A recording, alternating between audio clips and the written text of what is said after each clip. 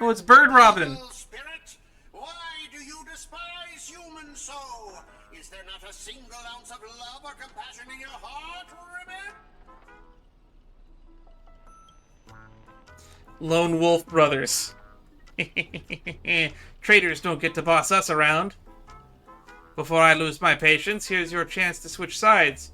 Kill the one next to you and return to us. Despite its rough design, the dog-shaped monster's name suggests its model after a classic figure from the Clocky cartoon.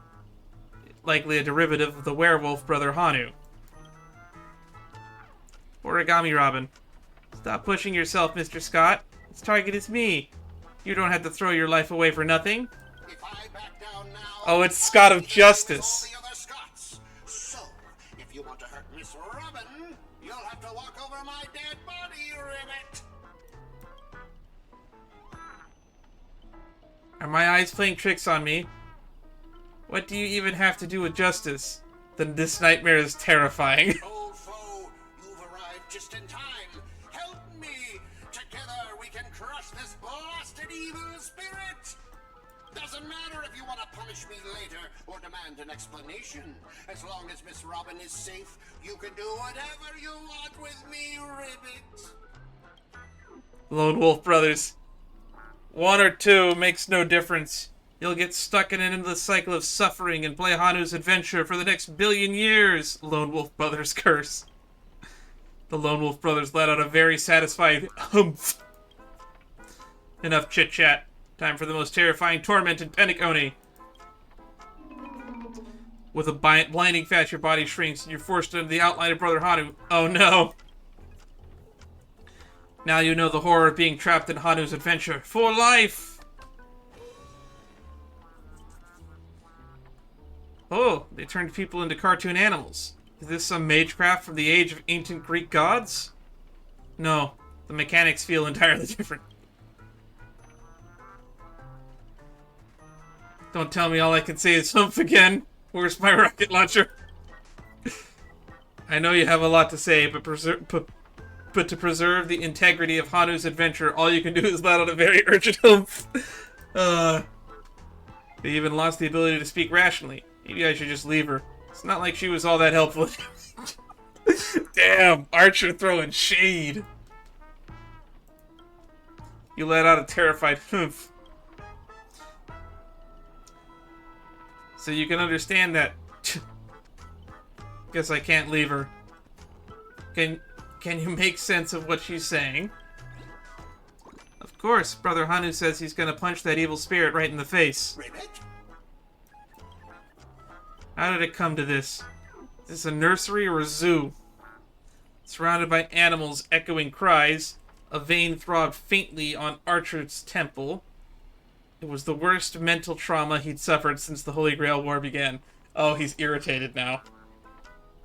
You really want to tell Archer that you need a Hanu TV to return to normal? Maybe you should look around for clues.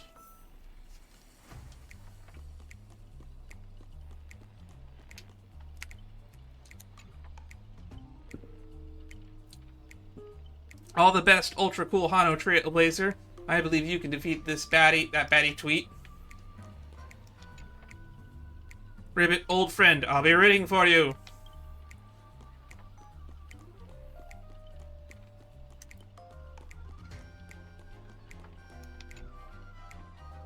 Enough messing around, let me think of how we could lift this curse. No, I can do it. Think you can turn back using a TV? The Lone Wolf Brothers already smashed every Hanu TV in the theme park ahead of time. What? Is there something weird about this TV? Or is it part of the solution to the curse? Let out a confirming humph. Let out a dejected humph. Let a confused humph. Clinging to the smallest of hopes, you glance at Skott. But as a righteous TV, all he can offer is anything but help. Maybe it's just your imagination, but the expression seems 30% smug, 70% mocking. You lash out, kicking Skott in frustration. Ribbit? Alright, let's do this. Every time I ask you a question, the answer And if the answer is yes, kick him once. If it's no, kick him twice. This TV is the key to lifting the curse in, isn't it? Yes. Ribbit? By usual Magecraft logic, destroying the core should nullify the effect. Should I smash the TV? No, kick twice. No, give him a few more kicks. Ribbit, ribbit! Then let me think. It's the reverse. If you want me to repair this machine or restore it to its original state, right? Yes, kick it. Ribbit, ribbit, ribbit, ribbit. It's this, yeah, that was the Soul Glad theme. Time to end this. Trace on. Ooh. Back to normal. Impossible. You actually found a way to break the curse? That's cheating. Doesn't count. I demand a rematch. You think you'll get a second chance with the same trick? Huh. Looks like I won't have to step in after all. Hey! Boot Hill's here, and a Pepeshi? Is this Pepeshi Robin? Oh, Ranger Robin. Oh, no, wait! Boot Hill's Robin? Wait, what? Thanks, pal. We'll be taking this thing's head now. Anytime, oh, so that's Ranger Robin. This is Pepeshi. Got it. Galaxy Ranger, serving justice. Die, you son of a fork. Long time no see. Though it's only been a little while, ever since that shirt head sucked me into a TV, I've been lost in the hotel, sending my greetings all over the little fudge pies along the way. Just a moment ago, the whole space cracked and collapsed. When I regained my footing, bam! There was Miss Robin right next to me. This is what Miss Robin looks like as a Pepeshi. Okay. I didn't expect it, but the girl's got a bit of that Ranger vibe in her. By the way, what's that fudging thing raised by the nose walker next to you? Prisoner? Ribbit, here comes a hero of justice, Ribbit! Skott of Justice. Huh. Alright, let's get down to business. About Skott of Justice. Depending on how this goes, I'll decide how hard to beat you up. Greedy split my consciousness into countless fragments in the previous battle, just like what happened to Miss Robin. I'm honestly as shocked as you are. Who'd have thought there's justice in that man called Skott? And yet, my chest burns with righteous fire. He does have a sense of justice. An ignoble one, but a sense of justice nonetheless. Remember, he likes the rules. Skott of Justice is not like those evil ones. He threw himself in to protect me, Tweet. You trust this son of a nosewalker? Might as well believe I'm a general of the Zanzhou. No offense, but making someone like him turn over a new leaf is like asking the Antimatter Legion to plant trees in the kingdom of banditry. I completely agree. We can't afford the risk. If the enemy cursed him or turned him into some kind of special familiar, then... I thought, what if this is all part of Scott's plan? What if the evil side of him is lying in wait within me, ready to spring to action at any moment? Well, we already know we could take him, so I'm not worried. I want to go with you to save the other Miss Robins, and I also need someone to kill me if Skott ever takes over my body. Keep up your act. Let's see if I fall for it. I'll keep my eyes on you at all times. Let's not be too hard on him. We don't have time to waste. The old saying goes, every trotter deserves a second cook. Like, that's a saying, I guess. How about we take him in for now? If he turns good, great. If not, we can always chuck him at his servant as a projectile. Well, since the victim herself said so. To honor the trust placed in me, I will never bend to evil, Ribbit. Miss Ranger, we'll count on you to escort this little bird back to Saber and the others. We'll wrap up first and find the rest of Miss Robin and track down my unreliable master. Ribbit, I'll prove my justice with my actions, Ribbit. What's sad is putting Skott back together creates a horrible person that we all love. Okay, so we've gotten 2 more Robins. How many more could there be? The Blank Report. Following multiple scandals involving famous actress Blank, all major associated companies have terminated her endorsement contracts and canceled her Dreamscape tours. However, several Dream Chaser organizations received sponsorship to maintain that their charity performance in the Wilderness area will proceed as scheduled. Mr. Alfalfa, head of the Alfalfa family, noted that Blank had starred in numerous classics at their invitation. Her songs became household staples, and almost every Penacony home contains products she endorsed. Mr. Alfalfa expressed deep regret over her downfall. Reports indicate that they've already found a replacement to inherit Blank's stage name, with a second Blank promising to present a better image while continuing the legendary story of Blank. Mr. Alfalfa maintains that Blank is an accomplished actress, singer, and artist whose past work shouldn't be diminished by her current scandals. However, per contract terms, the Alfalfa family retains the rights to reclaim all related copyrights, including musical products, film, television rights, and the registered Blank trademark. If Blank uses any of these commercially without the Alfalfa family's approval, they will pursue legal action.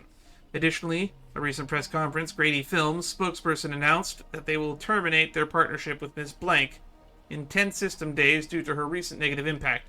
Their upcoming film, Spheroid Station, scheduled to begin shooting at year-end, will now star second Blank, selected by Alfalfa's agency instead of the original Blank. Interesting. So there's a scandal. So the scandal is how they lost the name. Looks like we're in the maze. Oop. More lore! Quiet. So quiet. You can hear the ticking of clockwork, gears, breath of evil, spirit trembling with glee. Tick-tock! So you've come, after all, here to steal the last robin, are you? You'll never succeed. Every robin belongs to me. And once I've gathered them all, I'll summon the god of robins, swallow all of Penacony Hole, and become king of nightmares. Too many new plot twists. I don't even know where to start complaining. Dream Bubble Cinema, a history excerpt. If historical turning points are like knots in a record-keeping rope, Grady undoubtedly created two significant ones. First came his invention of Dream Bubble filming technology. He invented Dream Bubble filming technology? That's impressive! Second was his shocking decision to tear up patent copyright. Why abandon rights to such astronomically profitable technology? Grady never offered an explanation. So he created Dream Bubble filming technology, and he tore up the copyright for it so anyone could use it. That's amazing! He public domained that shit. Contemporary audiences praises Grady's selflessness, but these accolades gradually morphed into criticism as his terrible films flooded the market. Here's an interview from that period. Well, so he wasn't the best director, but boy was he an entrepreneur that had the world's best motives at heart. It's truly remarkable. What thought process led you to abandon such a valuable patent? The Dream Bubble patent is a long restricted Penacony's film industry, forcing talented creators to abandon their dreams. While copyright awareness grew, so did copyright trolls, corrupting our creative environment. As a horror director, I'd rather hear audiences laughing about being scared than witness an endless copyright tragedy. Many believe Blank's death directly influenced your decision to tear up the patent, serving both as a memorial to her and a gift to the newly formed Himamiya Films. What is your comment on this? Blank's death was a complete tragedy. When almost everyone turned their backs on her, she still sang for the most vulnerable, ultimately losing her life during a charity performance. We all bear responsibility for what happened. Are you suggesting that the Alfalfa family and Mr. Alfalfa played a role in this? No, absolutely not. The Alfalfa family has always been an angel investor in entertainment, helping countless Iris family artists rise to fame. Mr. Alfalfa remains an invaluable Grady Films partner. I'm certain we'll collaborate even more closely in the future. Did Odie kill Miss Note?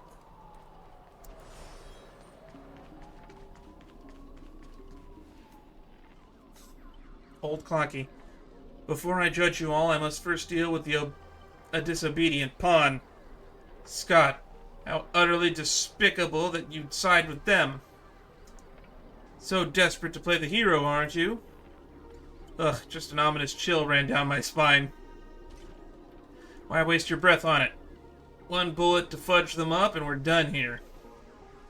Tick-tock. I thought I'd just play along with your little hero fantasy. Mr. Grady gave me a special bullet that never misses. One pull of this trigger, and the master with the most dialogue will drop dead on the spot. Die, Ken.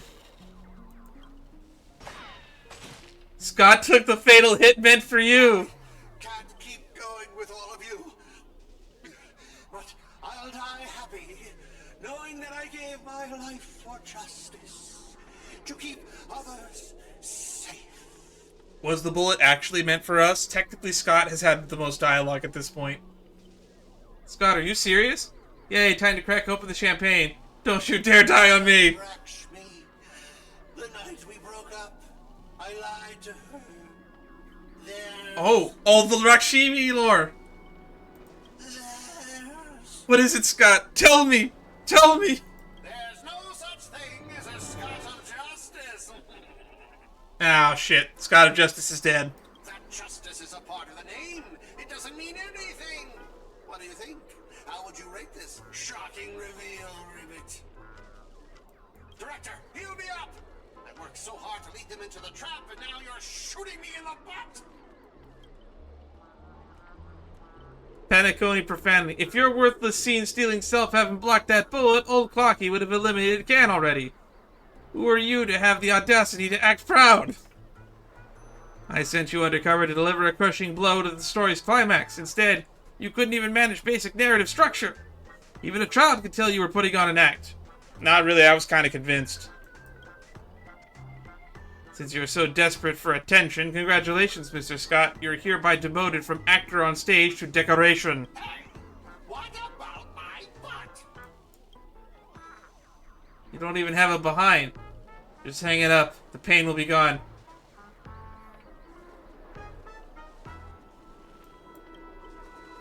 Old Clocky, quit playing dead. No completed scene, no paycheck for you. Tick-tock. What gave you the impression I was faking? My clockwork has been ticking away this whole time. Did you know? For a demon, manipulating human emotions is like playing an instrument. Just a light touch and you get something like this.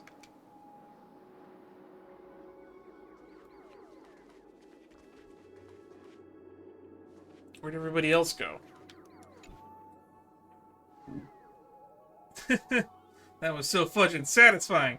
Time to break out the Helderin smoked malt juice to celebrate. Uncontainable joy surges through the man's heart, sending him into euphoria. And yet, this is nothing more than a common mental attack. Watchmaker, witness this. Your most prized trick now belongs to me. Darn it. For some bizarre reason, I have this sudden urge to dance with this jerk. Tick-tock, behold the clockwork, invented by the watchmaker. Oh, he's using clockwork. Can't we do that too? Invented by the watchmaker, the devil who once ruled Paniconi in its presence. Even the strongest minds become nothing but blank pages easily rewritten at will. How is your power's range so ridiculously broad? You dare use my own powers against me, Grady? Messing with your bro Boothill, big mistake. Come on, Can, let's show this knockoff what actual clockwork can do. Please reset Boothill's emotional state back to normal. Satisfied. If you're reading this, it means you chose the wrong opponent. Uh-oh. Untunable. Tick-tock, I am the chief physician of your soul.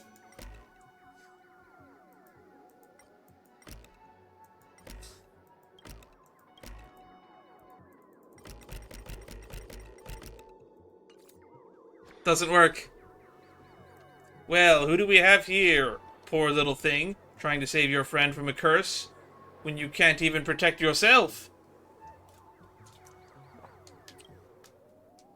Surprised your clockwork is useless? Shocked? Confused? Well, of course you are. The power of your clockwork comes from Clocky, but I am old Clocky. When the junior meets the senior, it's only natural for you to fail. Shit. He's got seniority.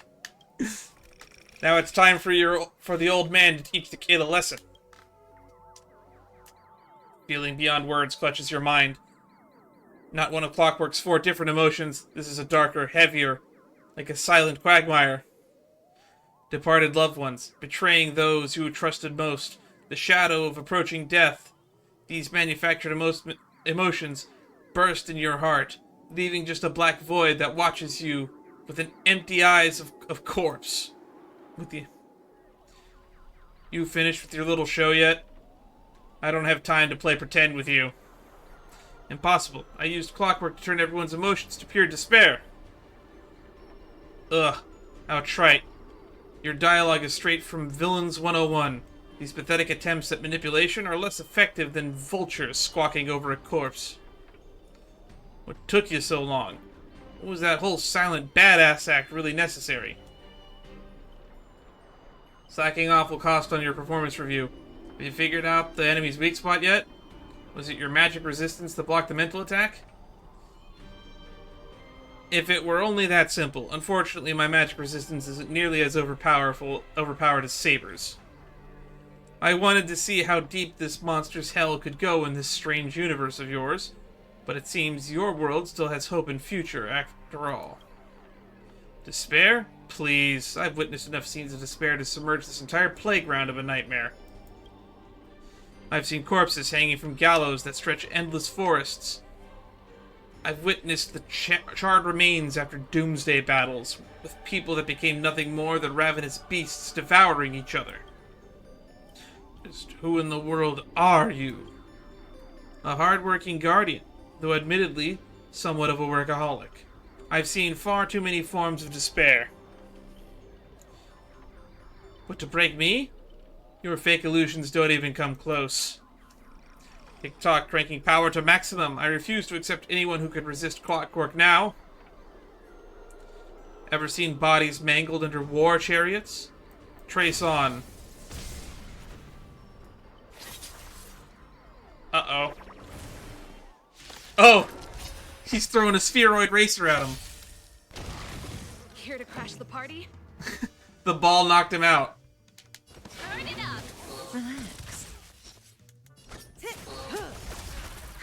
More enemies. This combat need. This is double speed. Stand still. Time for a buzz. Relax. Sure, I'll play along.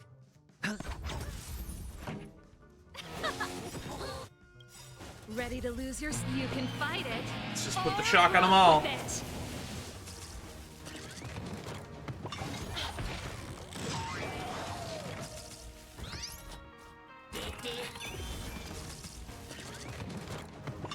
No dirty tricks away. Watch your head. Say bye to breathing.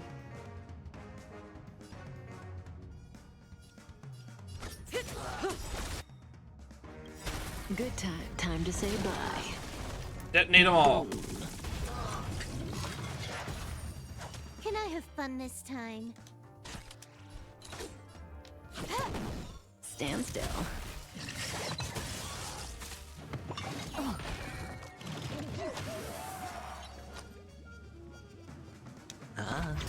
Relax. Let's rock. May as well kill them all. More enemies. Stand still. Time to say bye. Boom. This combat. This should kill. Double speed.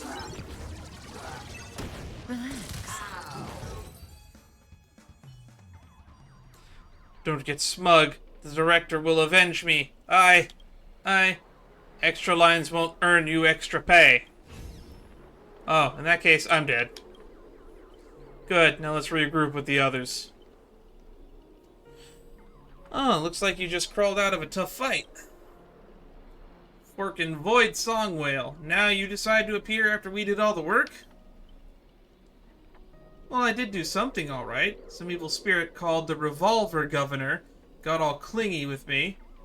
and insisted we play a game, and ended up losing 10 years worth of savings to me. Look, I even brought an old friend back with me. Sleepy Robin. After a short break, the scattered allies reconvened across the set.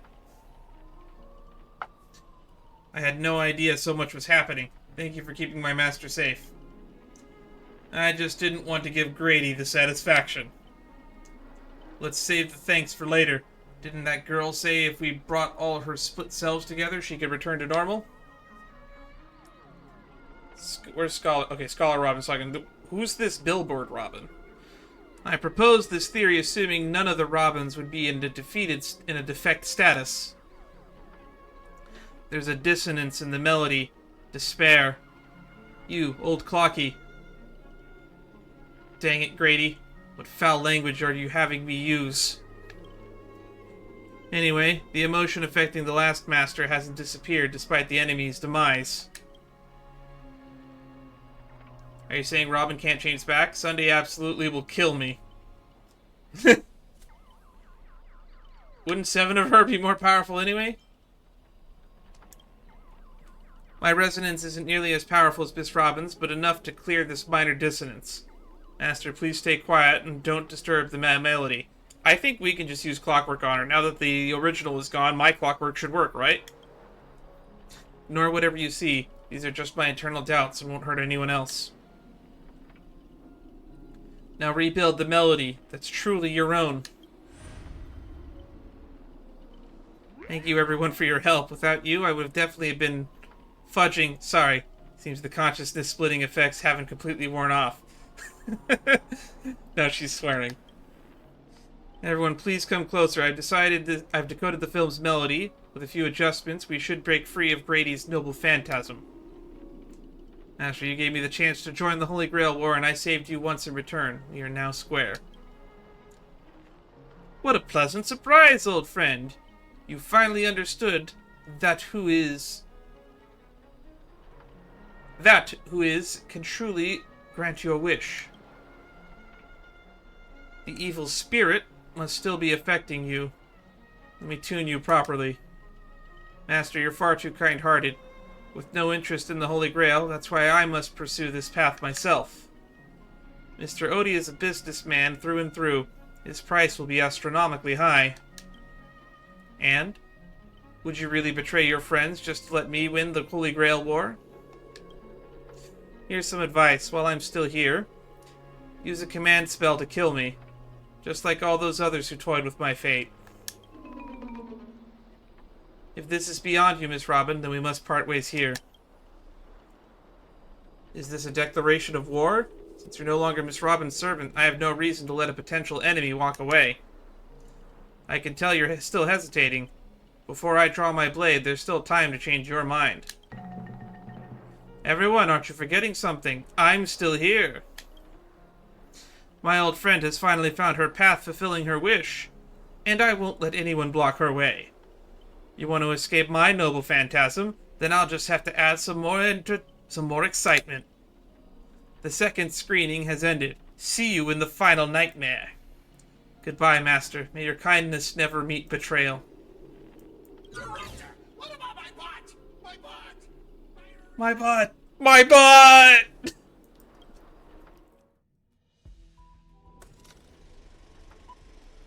Plan 6 from outer space. Self-deceiving heart. Oh, look, Skott's here. Hero's blood, monster's blood. In this third act, the story details how explorers cause bloodshed in strange worlds. This is exactly what dream chasers of the pioneering age live for.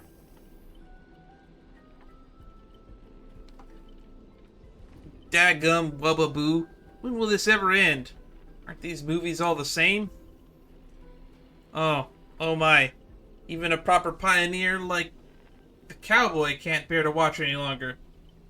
Director, though I don't know your life story, but surely a box office disaster and a miserable end seem all but fated. And you, Mr. Skott, did you change your tune because you are planning to abandon the darkness and embrace the light? Looks like not even Assassin's Master can tolerate this trashy film anymore. Director. Did you place me in the wrong spot? I'm still here. I'm still among the bad guys. No. Given your stellar performance earlier, our partnership ends here. As for old Odie, I'll file a claim for accidental casualty compensation on your behalf. It'll be issued to your family. Because the ending of this Plan 6 from outer space is no survivors. Grady, since you've shown no mercy, don't blame me for returning the favor, Director Venturine. My earlier hostility was just an act to fool our enemies. I infiltrated Odie's group specifically for this moment to help you win the Holy Grail. The only one who truly deserves it. I may vomit. This doesn't even faze me anymore. There it is, Scott's special begging technique. Ah, Mr. Skott, I know things haven't been going smoothly for you in your department, but if you can show enough commitment, the Strategic Investment Department might have a better spot for you. How do you accept such things so easily? Grady, don't you think I was truly going to let you play me like a fool, right? As an actor, I'm part of your noble phantasm too. As such, being the former protagonist, I can naturally use your second noble phantasm's power. How dare you? Director Venturine, this is my show of commitment to your to you. Deploying staff access, one-click noble phantasm. Skip! He can fast forward! Apologies, the broadcast happened. Progress bar is progressing rapidly. Lead actors, everyone please stop acting.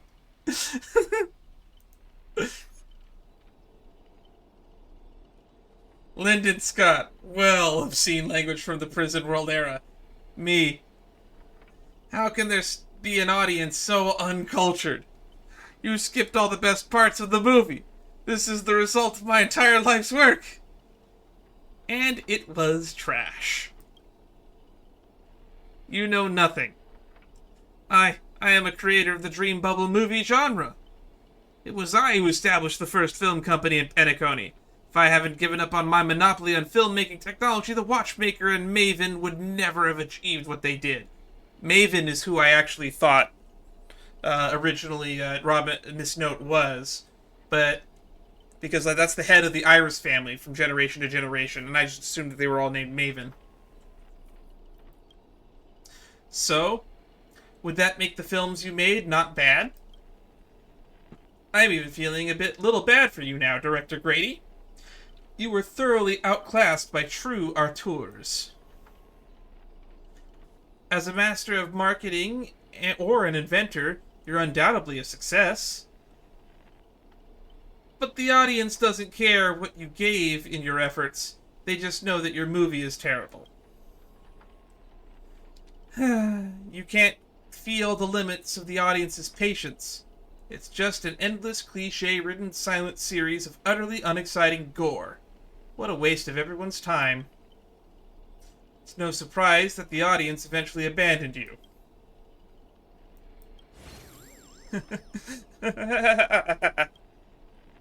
Well, it's hopeless. This guy's probably gone mad. Archer? What? I simply offered him a final shot. You're the one who drove him insane.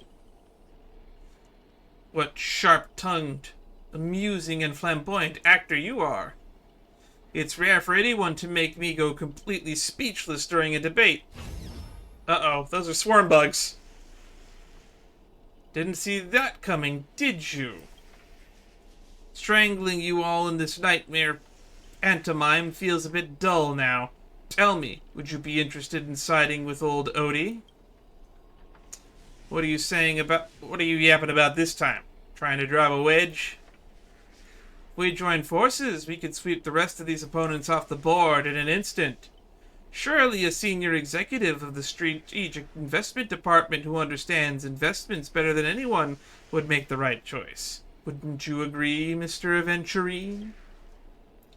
You seem particularly obsessed with me, Director.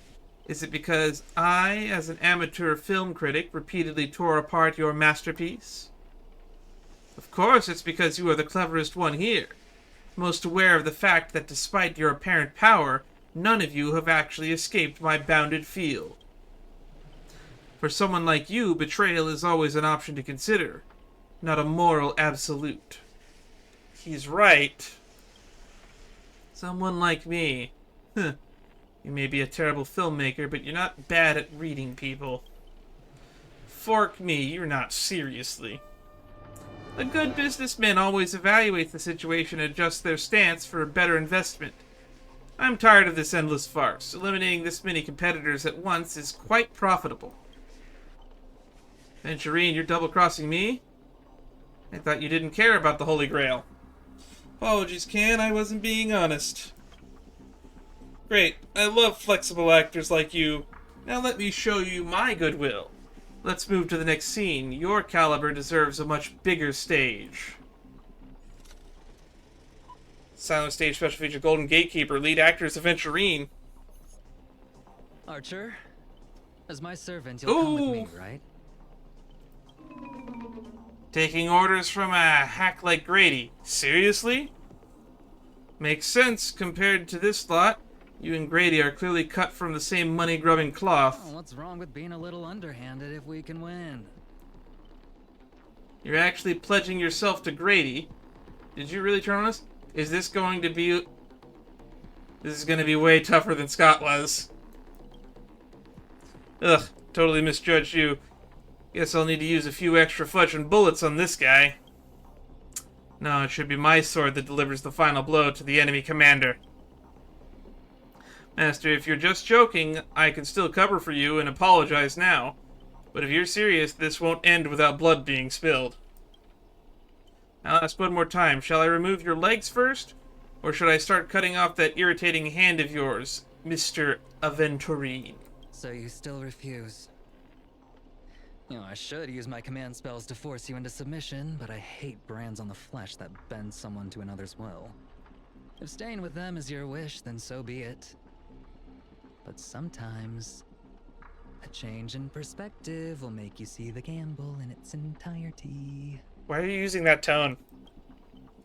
That's right. Killing you would erase my existence. Well then, sorry everyone. I surrender. I give up. Archer! You gave up way too quickly. Now that we're evenly matched, 3 against 3, perhaps we should all surrender as well?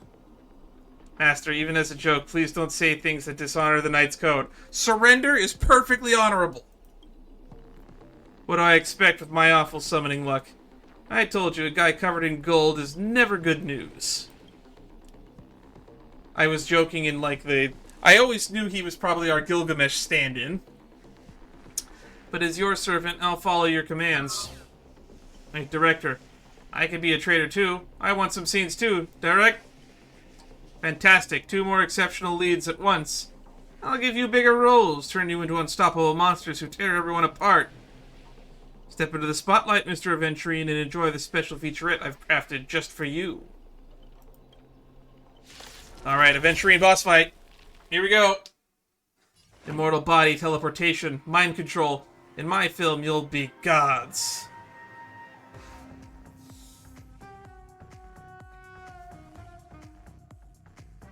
Alright, here we go. Keep up. Still one of my favorite tracks. Ready to lose yourself? You can fight it or rock with it. Stand still.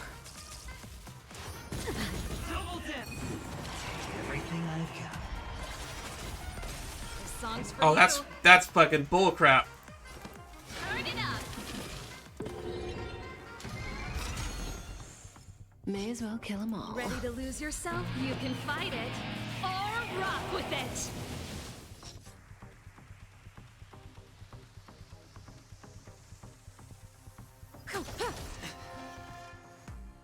Time for a fun. Relax. Watch your head. Sure, I'll play along. It's on me. The dice have been cast. Bust. Or maybe I'll take it all. Prepare for some hard. Alright, that should keep our shields up for a bit. Let's rock. Stand still. You took the bait. Time to say bye. Boom. Relax. This combat needs up to... This is double speed. Hedge your bets. Spend freely. Say bye to breathing. Pretty good crowd today. This is gonna be that hard. Stand still.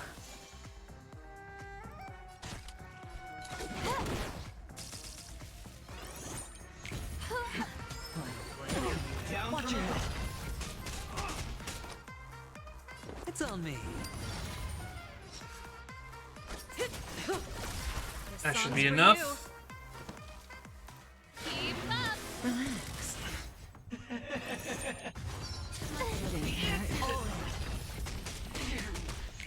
That's it. May as well kill them all. Good times. Time to say bye. Boom.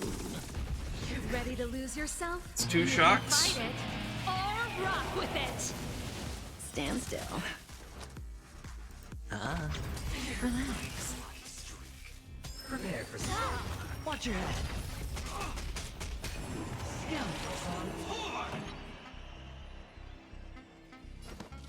Turn it up. More enemies.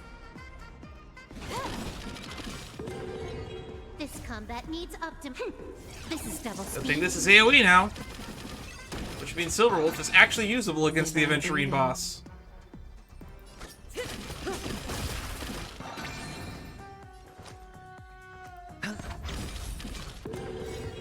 Stand still. The dice have been cast. Bust. Let's see if we can get a follow-up attack here.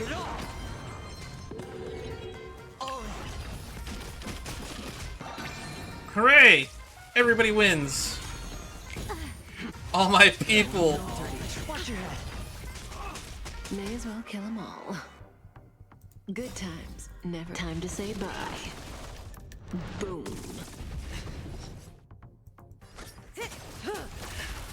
This combat needs optimizing. This is double speed. Relax. Ready to lose yourself? You can fight it or rock with it. Stand still. The dice have been cast. Bust. Or maybe. Can I get a 5? Nope. Time for the mix. Let's rock. Sure, I'll play along. It's on me. Let's refresh that. Prepare for something. I think we're done here.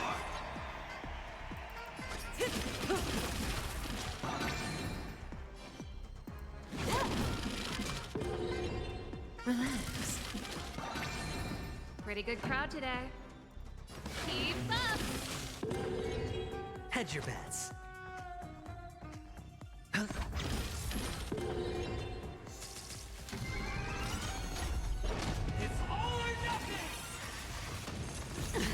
Watch your head.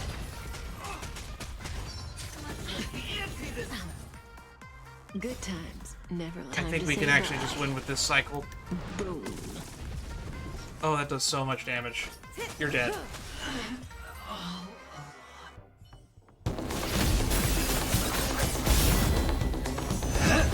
Where is Lancer in all of this? Are you seeing the enemy's position now, Archer? Now it's time to put an end to this! Ah, they hit the cameraman.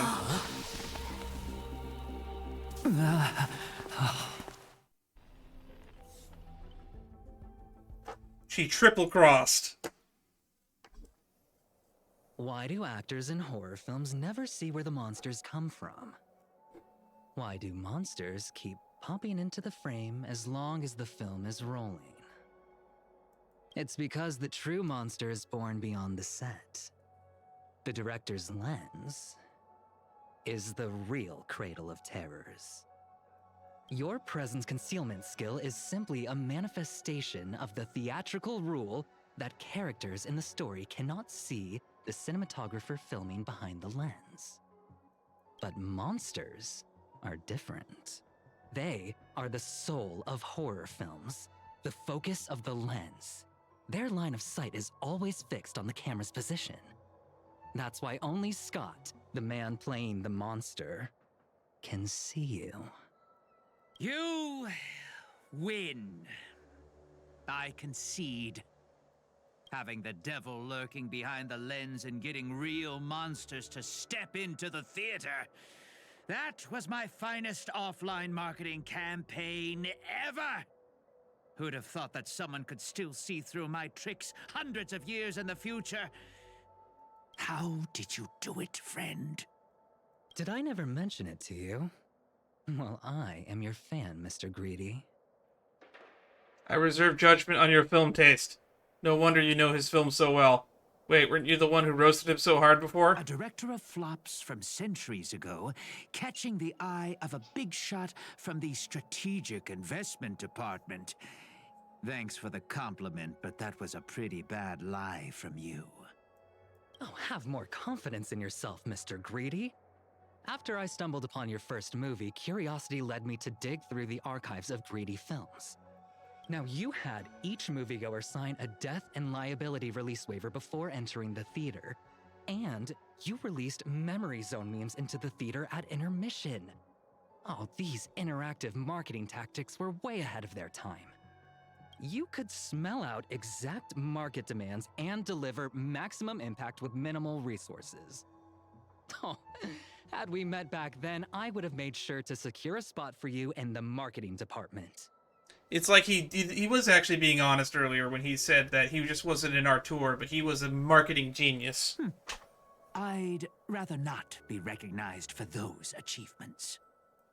You could have been rolling in riches. But you poured everything into filmmaking to create something you loved. You're a director worthy of respect for that alone. I'm with Robin on this one. But what you've done is unforgivable. What has he done that's unforgivable? The watchmaker said almost the same thing to me back then. But like I said, I concede. I have no talent and can't create true art. I disagree. I think your films are fine. I've come to terms with that after dying. Then could you tell us old Odie's plan? If he truly wanted to achieve his wish, he could have easily hired a few masters to stage out a variety show with a rigged outcome. But he deliberately gathered a group of uncontrollable individuals to participate in a Holy Grail war that might never even happen. Mr. Odie gave me a backup plan before I came here. When I lose, I'm to humbly admit defeat and invite everyone to the Grand Theater. Uh-oh. I don't like the sound of that. Mr. Odie and the Holy Grail will be waiting for you there. You'll hear all the answers from him. And you, my fan, this little behind the scenes is just for you. I believe the reason Mr. Odie reached out to you all is simple. You'll bring in higher ratings for this show. Yeah, that makes sense. Do you trust what Grady said? There's nowhere in Panic-Oni more fitting for a grand finale than the Grand Theater. Oh, Mr. Boothill, why are you looking at me like that? Because he's fishy. Didn't expect someone like you to be that footer's fan. You could say my master's taste is as tacky as his outfit. Well, instead of calling me Master, a word that brings back dead class structures, I prefer you address me as Mr. Aventurine. Somebody made a pun to me earlier that the reason Aventurine was going to be Archer's master is because he has Rin in his name. Ha. See, red guy, those business crooks are all the same. They take everything you throw at them, and insulting them's like punching a cotton fluff ball. Ain't no fun at all. Then I'll graciously comply, Mr. Aventurine. I'm kind of disappointed that Sparkle isn't involved in this plot. I thought it would have been funny if Sparkle was would end up being Archer's master, and we could have a bunch of back and forths with the whole Archer and Rin dynamic, because that's the two-entailed small girl that we got in this game. As for the final showdown at the theater, I'm sure that Odie has already prepared a battleground for us. With the Holy Grail in his possession, he'll be a far more difficult opponent than Grady.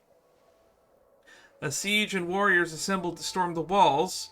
Now this is starting to feel like a real war. I'm going with you. It doesn't matter whether Miss Node is now friend or foe. I will bring her back. Princess rescue mission is on. Time to gang up on the old man. How many times we gotta teach you this lesson, old man?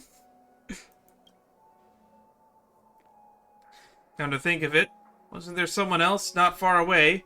He is slowly slipping away and with hushed steps. Oh, by the way, I think I forgot to ask. Mr. Boothill, do you know which department Skott's from? Uh-oh. Aventurine flashed a grin more sinister than the devil's own, his lips barely moving as he silently mouthed the name of the department. That space cowboy let out a hearty laugh, crackling his knuckle with a sharp snap, a wicked smirk spreading across his face as he strode toward Skott. Rivet, rivet. You hear a cry straight out of a cartoon, over the top, full of flair, surprisingly heartfelt, and you just know that for a fact that Skott won't be getting out of the hospital bed anytime soon. But have faith in the medical advances of the cosmic age. No Skott was irreversibly harmed in the drinking of this Holy Grail war, especially not in a dream. Ooh, now, that's more like it. Let's move out. Alright, give me a moment. The Great Grady. Head to the stage for the final battle.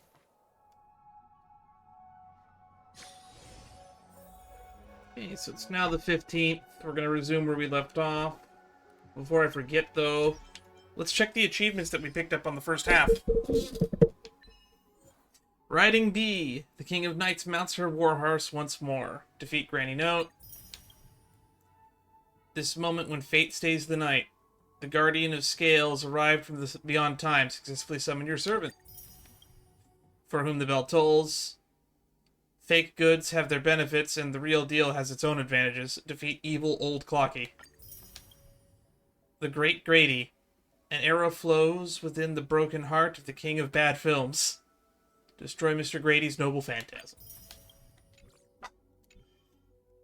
Alright.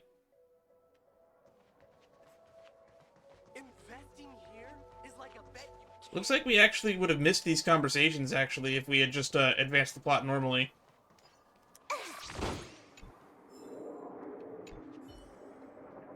The two acquaintances seem to be talking about the past. Let's not interrupt them for now.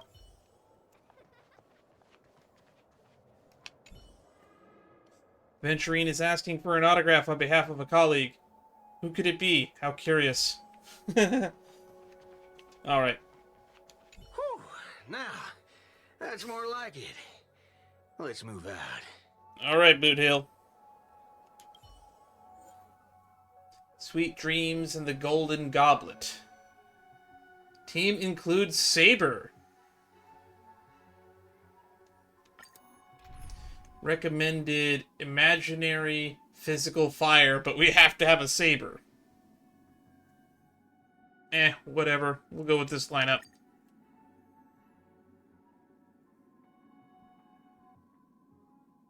If it doesn't work out, we'll swap out Robin. I'm gonna have to start building Trivy after I finish building my Aventurine. It's a mockery of a war. You set it up so intricately. I don't get it. 12 hours that reference the passage of time, and this moon placed right into the heart of it all.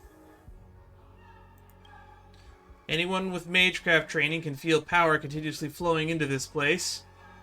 This world has no magecraft or mages. So did you really design this Holy Grail war?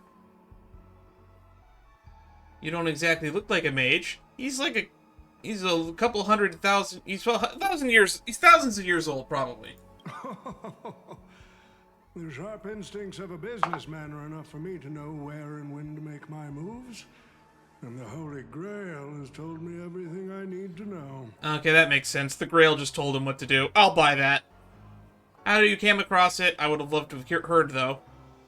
You are the servant of that galaxy, Ranger. I didn't think your nose would be even sharper than the Bloodhound family's minions. Is it really wise for you to charge in here on your own instead of loyally staying at your master's side? That cowboy's in quite a pinch right now and would appreciate a speedy rescue. Actually, we have resolved that issue. What a pain. If I blow your head right off here, that'd save my metal clump of a master too, no? Let me offer you some advice from experience. The Holy Grail never grants wishes the way people expect. All it leaves behind are dead souls buried by their desires. I appreciate the advice, truly. In that case, am I not giving the Holy Grail a new purpose? It'll become an entertainment spectacle much more worthy of investment than some wish-granting chalice. But if you're going to make it grant someone's wish nonetheless, it kind of still functions the same. Entertainment spectacle. I get it now. That clicks pretty well with the essence of the Holy Grail. No wonder it managed to power this Holy Grail war. I've been wondering what you could possibly put into the Holy Grail apart from wine, given this is a barren world where mystics have completely degraded. But if something could replace magical energy and manage to infuse the Holy Grail with enough power to create miracles, well, that changes things entirely. Instead of something that must maintain concealment of mystics, the Holy Grail War will become a public entertainment spectacle instead. Then, the people of this dream-soaked planet will come to believe in the miracle of the Holy Grail through learning its rituals and witnessing the summoning of heroic spirits. And so little by little their wishes will turn into fuel, coating the Holy Grail in the fabricated miracle. The farce you've orchestrated will end up stomping all over those wishes. Quite the impressive insight, servant from another world. Your presence here was certainly a surprise to me, but you and your friends are needed. The Holy Grail needs more efficient fuel. And that means you. That's kind of the whole purpose of most of these Grail Wars. It's killing the servants to turn them into fuel. Miss Note? No. It's time for you to show Penacony your true charm.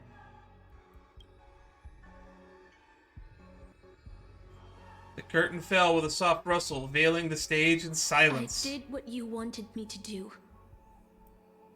Well done, my old friend. So many years have passed, but I still remember every performance you gave, every dance you danced, every melody you sang. I've been loving the lore and the insight into Penacony's history we gotten out of this Grail War. We could do another Grail War even without a fake collab, just to see more historical figures from Penacony, or even throughout the Honkai Star Rail universe. You were like a blooming iris. But I prefer how you are now compared to your heydays on the stage. Stripped of all the external pretenses. So simple. So ordinary. Enough, OT. Outdated metaphors are as revolting as last night's leftovers. I've kept my promise. Now, it's your turn. There's no rush, my old friend. Everything you desire can be obtained without magecraft or miracles. Money is all it takes. The so-called Holy Grail is nothing more than a vessel crafted from gold. And the real stars of this show are about to make their entrance. Your job is to hold them off until the last step of the ritual is complete. Once that is done, I will honor my end of the deal. OT. Looks like your business acumen has rotted along with this world. I could barely restrain that one servant. And now you expect me to take them all on? Don't be so modest. Unlike Greedy, you're a true artist. You had the talent to bring thousands of characters to life, all on your own. You are the perfect counter to these heroes. I will give you the power the Holy Grail has accumulated so that you can crush them all. Then this grand spectacle will come to a glorious finale. Interesting. The full power of the Grail. So Miss Note's probably going to be the boss.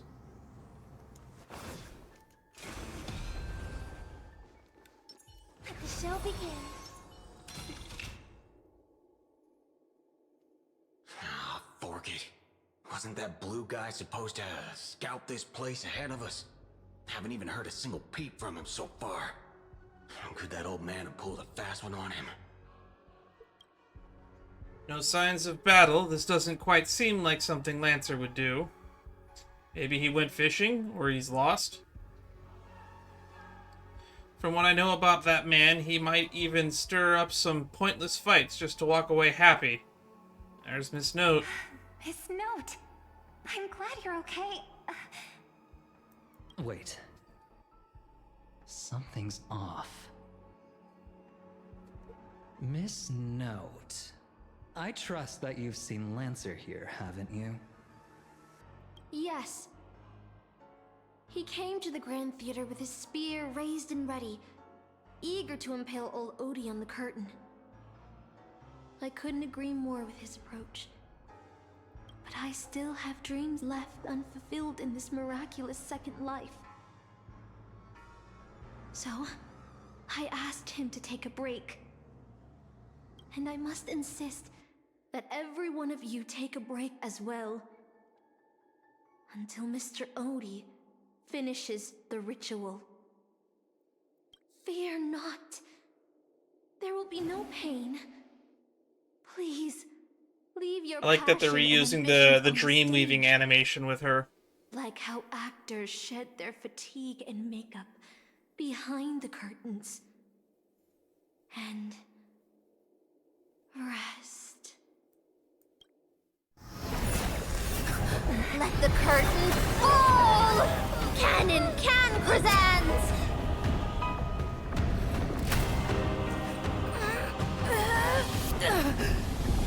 Ooh, nice reach. I kind of realized at a certain point the scene of that one character bowing that I thought was Robin from behind in a new outfit was Miss Note. I don't know if I've voiced that opinion yet, but there's the cutscene that was in the trailer.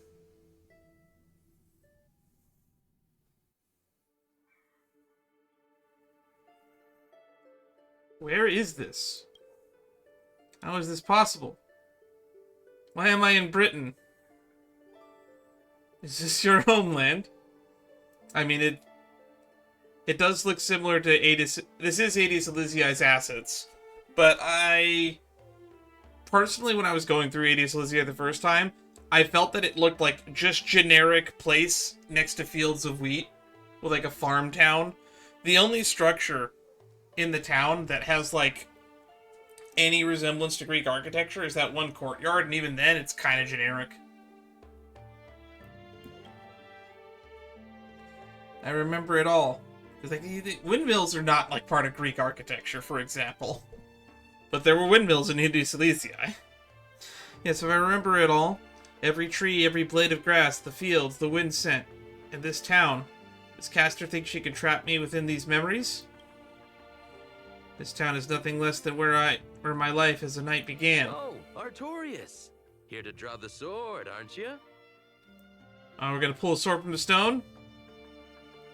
You calling me Artorias. Is this Aiden? I knew it. That mage Merlin spun such a tall tale, something about whosoe'er pulleth out this sword of this stone is rightwise king of all England. Even an apprentice knight wouldn't be able to resist that.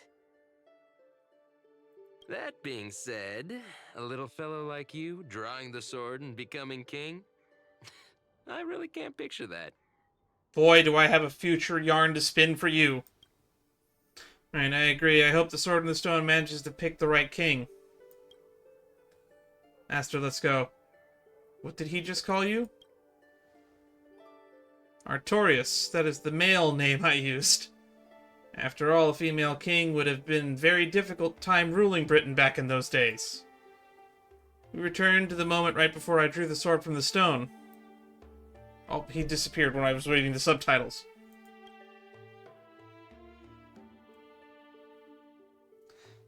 I thought Castor would use monsters, foreign armies, or even dragons to trap us here. How I miss all this. I never returned here after I left as a knight. What we see before us is a childish dream I had when I was still just a nameless nobody.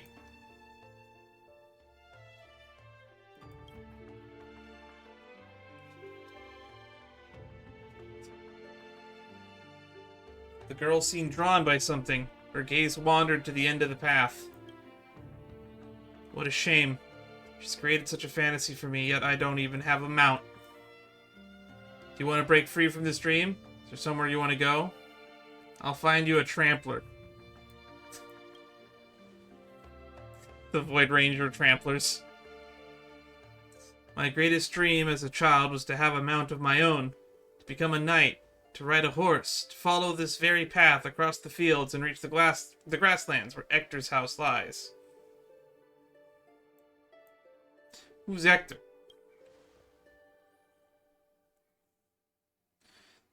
He's the old knight tasked with raising me. He was my father, in a sense. He always wore a stern expression, but laughed at the smallest things. He's always told me what he hoped I'd become, the ideal king for this land. As someone who is a Fate fan, I actually don't follow the Arthurian legend that is this particular Saber's backstory. I've never looked into it too deeply because I learned that there's like some shenanigans with Merlin and Mordred, and the more I think about it, the less I want to think about it.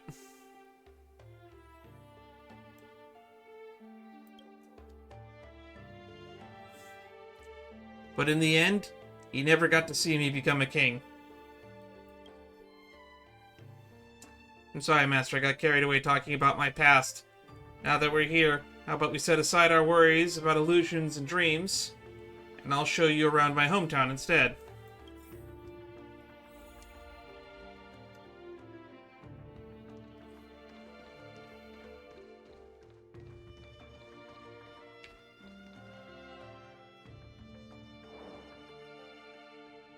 I wonder how many people know that ancient Britain probably had used a combination of Celtic and Roman architecture, because like all of South Britain was kind of Romanized. Oh, this was the thing from the trailer, the little wooden doll thing. There beneath the tree, a tiny night doll rested, as if lost in a dream that would never end. If this is the soldier summoned by Castor, they must be an incredibly powerful opponent. Looks a bit like you. That figurine looks totally rad. Was this wooden toy yours? Never seen a toy like this. My first 15 years were mostly spent caring for horses and honing my swordsmanship. During my breaks, a mage named Merlin would visit me in my dreams and teach me about ruling as a king. What about you, Master? How did you spend your Ooh, that's a sore subject with us. Never talked about your past. I actually never went to school. I don't remember a lot about my past. The only thing I remember is being woken up by someone in a space station. Not as someone. It was Kafka. Really? No wonder your personality is so carefree. It is because you don't have a past holding you back, Master. My earliest memory was boarding a train, headed for the stars, and meeting many kindred spirits as friends. Though I have no past, I have a future. Man, we're just gonna pretend everything that happened on the Herta space station is super not important? Caring for an Arlen with a broken arm and leg? Sacrificing yourself to save March 7th? And then getting bonked on the head by, Welt? None of that registers at all? Okay. I'm really lucky. I'm totally free. I became the person I wanted to be. I became the person I wanted to be. Okay, if you're gonna say it, I'm not gonna read it then. Well, even in the face of hardship, you are still continuing your wonderful journey. I wish that I did that in my life. Once upon a time, I also wanted to become a specific person. I wanted to save the land I stood on, and the people who lived upon it. I wanted to repel the tyranny of King Vortigern, the White Dragon. I wanted to deliver my people from the foreign invaders' hostile rule. Those foreign invaders were the Romans, by the way. I wanted to be the ideal king. My people dreamed of someone who should have saved Britain. For that, I would have sacrificed everything. Oh, there it is. Mage told me that if I could pull the sword from the stone, then I would achieve my wish. Everyone thought that I would save Britain. No kingdom lasts forever. Yeah, America might not be around for much longer. The average kingdom only lasts like 250 years, and we're kind of getting close to that number. And with our current administration kind of just shitting all over our constitution and doing whatever they want regardless of the law, I don't think America will be around very much longer either. I didn't save Britain. I once believed that once I slew Vortigern, expelled the foreign invaders, gathered the Knights of Round Table, and built the impregnable castle of Camelot, peace would finally come to Britain. That was all a fleeting dream. The knights who once served me abandoned me, and some even raised armies to challenge my rule. Britain was once again engulfed in war. Merlin had already warned me of this before I drew the Sword of Selection. Yes, people often mistake Excalibur for the Sword in the Stone. The Sword in the Stone is supposed to be the Sword of Selection. And in Arthurian legend, the Excalibur was like the sword that the Lady in the Lake had or whatever. They're two different swords. But people tend to conflate the two. Probably because of that Disney movie that came out in like the 80s or 90s.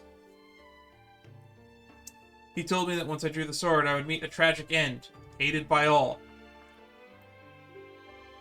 Killed by your son, in some versions. And while the kingdom was in its prime, he also told me that Britain would one day fall, and its current prosperity was built on the suffering of its king. Yet I thought I could carry the weight of the kingdom's pain and trade it for the peace of the people. The sacrifice would be worth it, and I would be willing to face a thankless end. You remind me of Sunday. The only thing that can grant your wish would be the Holy Grail.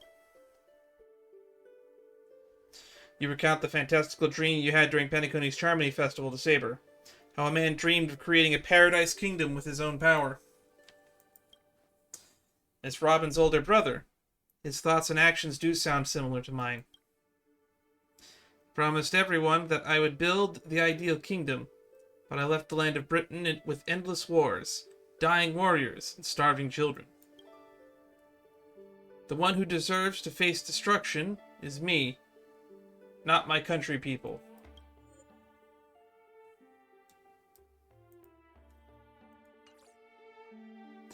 That's how it should have been.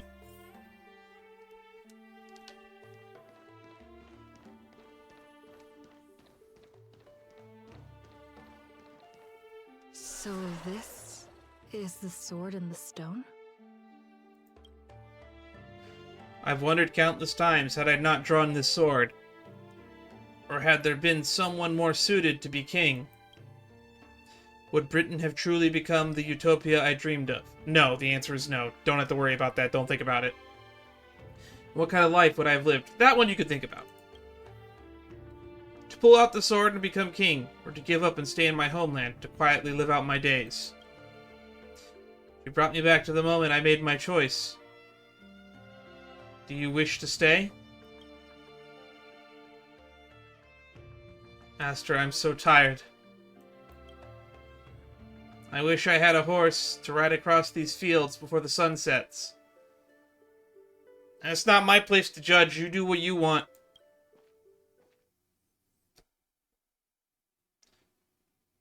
You called out, your voice echoing, but the drawn-out words never reached the servant. In the moment she hesitated, fate had already been sealed. In truth, you were never here at all. What remains in this place is merely a shadow of you who fell into the noble phantasm, lingering in the dream of another. She was nothing more than an ordinary girl. Playing the part of a king was already painful enough. Why should we force her to continue in the delusion known as heroic spirits? Better to cast aside her sword, abandon her glory, and become a nameless nobody who watches the world's grand show on the sidelines. I'll help all of you to remove the hero's garish makeup, bit by bit, until I've wiped away even the choice you've made to become a hero. Until I've wiped away all the pain you've endured on this thorny road. I've prepared a simple and happy life for you all in this show, including you. But my life's already pretty good. Minus the whole Captain Euphorius bit, but this is set in the past.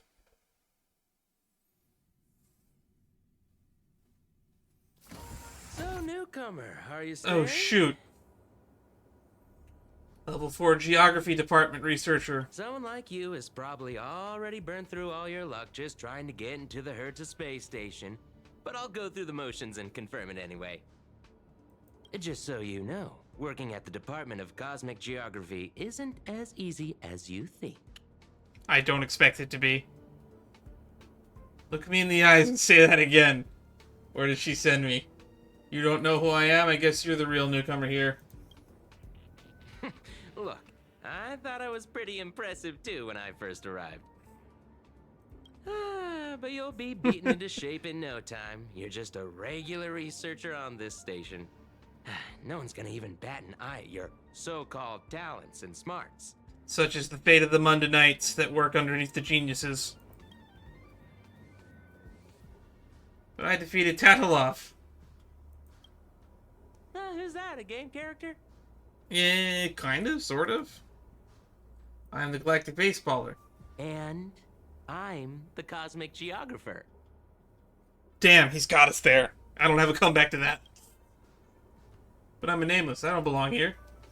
Are you dreaming or something? Maybe you should take a sick day and get a checkup at the medical department. I'm a bit of a fan of the Astral Express, and I know that every nameless who boards it has been through some incredible adventures. So, tell me, what great deeds have you done? And also, just a reminder to people, there are nameless that didn't board the Astral Express. They are a faction that is much larger than the 5 or so playable characters that inhabit it currently. I face tanked a Doomsday Beast's ultimate. Oh, I've heard of that. Apparently, a valuable relic was stolen from the space station. It was swallowed by a mysterious intruder, which then led to an attack from the Antimatter Legion. Ooh, no, we didn't face tank anything. We definitely didn't eat a Curio called a Stellaron and then attract the people here. If it weren't for Madame Herta stepping in to handle the crisis, we'd all be burnt to a crisp by now. A lot of people did die in that invasion, by the way. That mysterious intruder was? Yep, you guessed it. It was you, lass. The only reason you got a job here is that lead researcher Asta took pity on you. I defeated Pantilia on the Xianzhou. Oh, you mean the Lord Ravager who recently appeared on the Xianzhou and caused a huge ruckus? Damn, so that still happened in this timeline? From what I've heard, her plan was foiled by the general of the Luofu, but the Xianzhou people paid a heavy price for it. Listen, don't use someone else's tragedy as your bragging material. I woke Paniconi from its eternal slumber? Let me guess. Next, you'll say you were invited to the Charmony Festival and became the festive superstar. That did happen. Did you peek at the script? I even became a shareholder there. The man looks at you with exasperation written all over his face, visibly biting back the snarky remark. I don't know what to say. Oh, I know what's happening now. The Department of Implement Arts imported a batch of dream bubbles. Loads of young, naive researchers have been wasting entire days in them, ignoring even their paid work. You probably ate too much of that Memoria too and thought those illusions were real. Uh-huh. Why else would you believe you're a nameless aboard the Express? Well, I can't say I blame you. I heard the Express did invite you to join them, but you turned them down. Are you regretting that choice now? Oh, fun fact, that was an alternate ending that you used to be able to get. I don't know if it's still in the game, but you can turn down Himiko at the start, and then you get a funny ending. But I did board the Express. You try to yell at the researcher before you, but your wavering voice gives a different response. I became afraid. I don't know. Yes, I regret my choice. I don't know. Shit. We are definitely trapped. This must be Miss Note's noble phantasm. But was that answer truly what you thought? Or was it some sort of elusive manipulation? You try to piece together what has happened, but your memories feel more distant than every passing second. Also, if this is a giant what-if scenario, that's actually kind of funny to think about, because that means that if the alternate ending where you don't board the Express eventually stop returning here because something bad happened to them. But if the Phantalia thing still happened but resolved in the Lafu, maybe they went there and solved that, which means maybe they got off Velobog okay. And then if they got off Velobog okay, then they could have gotten to the Sand Show, and if that still happened, that still got resolved. And then if the Charmony Festival thing still happened, and then that still got resolved, that means that we technically have contributed nothing to this story if this entire timeline of events happens really true. Which means that we still haven't seen what the Astral Express went to and didn't manage to solve on their own. Probably Amphorius. About the Astral Express and the Nameless.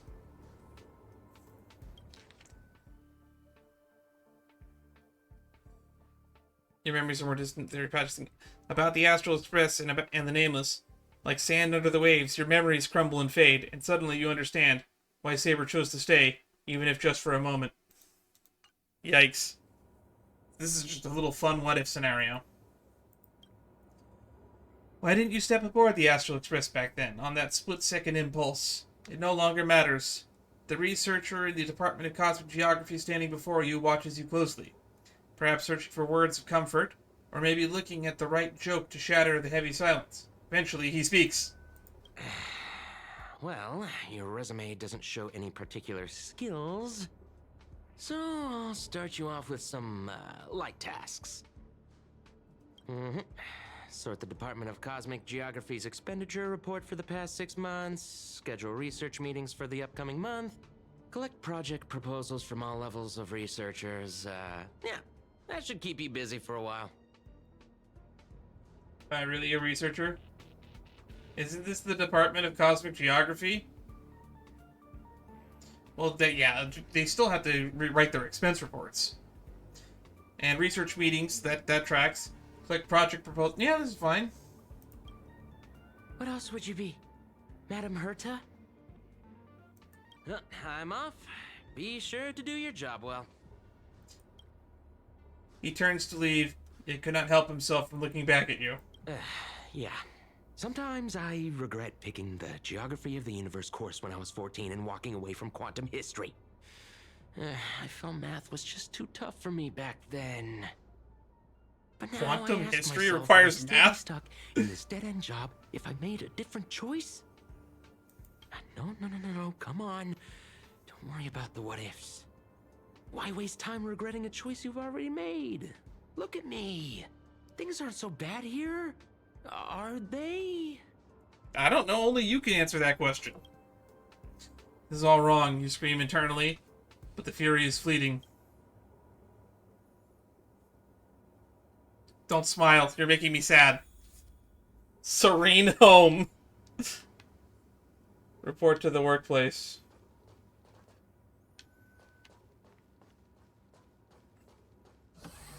Isn't this where Erlen works? You're late, newcomer. A few more system days of delay, and we'll miss the reimbursement deadline. Do we not have names for these characters? I'll cut you some slack, given that you're new. Now get to work. Wait, what level are we? Level 0? Desk. Am I supposed to organize all this stuff? Where do I even start? Sort by budget category. Sort by mood. You're too slow. Keep going like this, and you'll still be here when the Amber Lord makes our next hammer swing. That could be 75 to 250 years! Don't push your luck. I see you're itching for a fight. Why don't you do it yourself? You're on the verge of shouting, but then, just then, a sliver of doubt creeps inside you. Is this really what you want? Take a breath. Don't lash out. Focus on what you truly need to do. I quit. Take out the baseball bat and give him a good beating? What? Why is that an option? I quit. But where would you go? Is there anywhere you can go? You're young, with no special talents. Is it your best bet a cushy job with full benefits? Clocking in every day until the world ends? Ugh. Ugh. Ugh. I just gotta chill reading that sentence. It's not because I have a fan pointed at my back. It's like 100 degrees in this room. Take out the baseball bat and give them a good beating. The bat you always have at your side is no longer there. Then again, did you ever really have it in the first place? Complete the basic tasks. What are you standing around for? You think space bionic snails are going to do the work for you? Can I? Can I get them? Sort by budget category. Yes, it's it kindly and nicely. Drop the fight. By now, the job feels like second nature. Might as well tidy up the last of the files.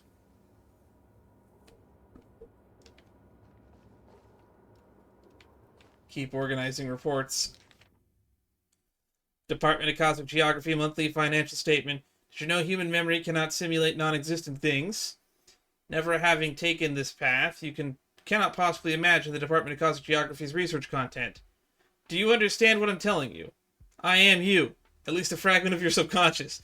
The final cry before blank. You don't belong here. Quick, blank, hurry. She's aware. You must, blank, on your own. Shit. These reports are endless. And the stuff written in there is really weird. That was our subconscious, moron. Department of Cosmic Geography Financial Statement 9. Department of Cosmic Geography Monthly Financial Statement. 3 slices of blank purchased from Belobog.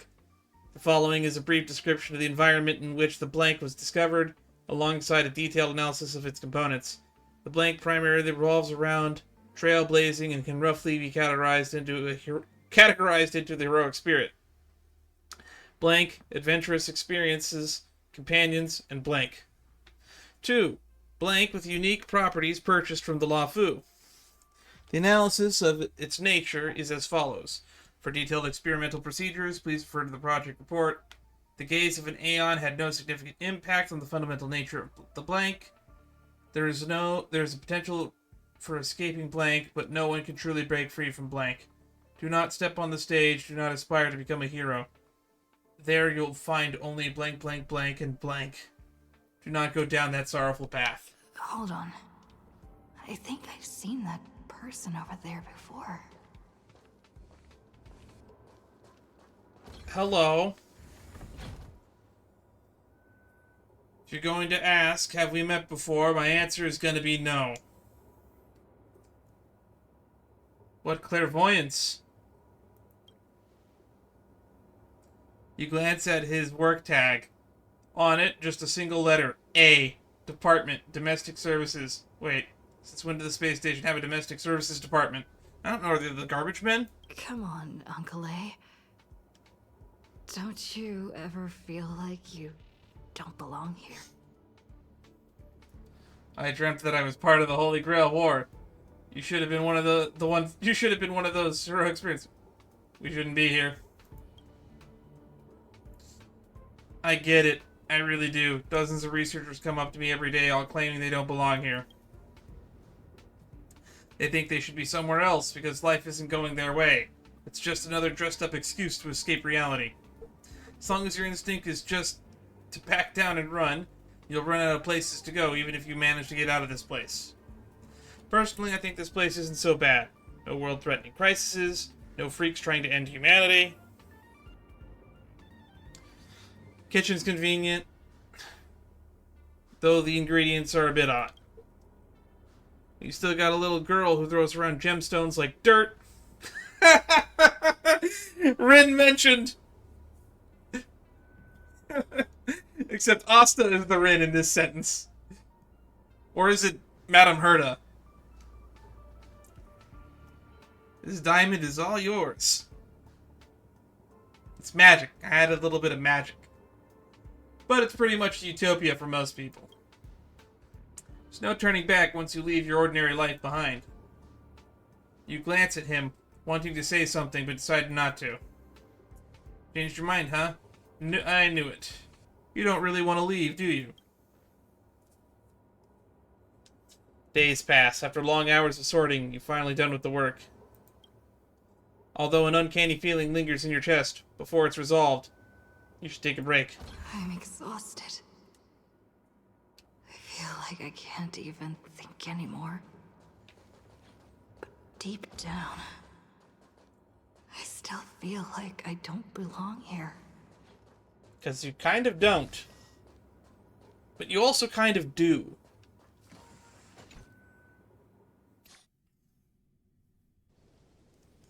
Oh, meanwhile, back in Britain, I guess.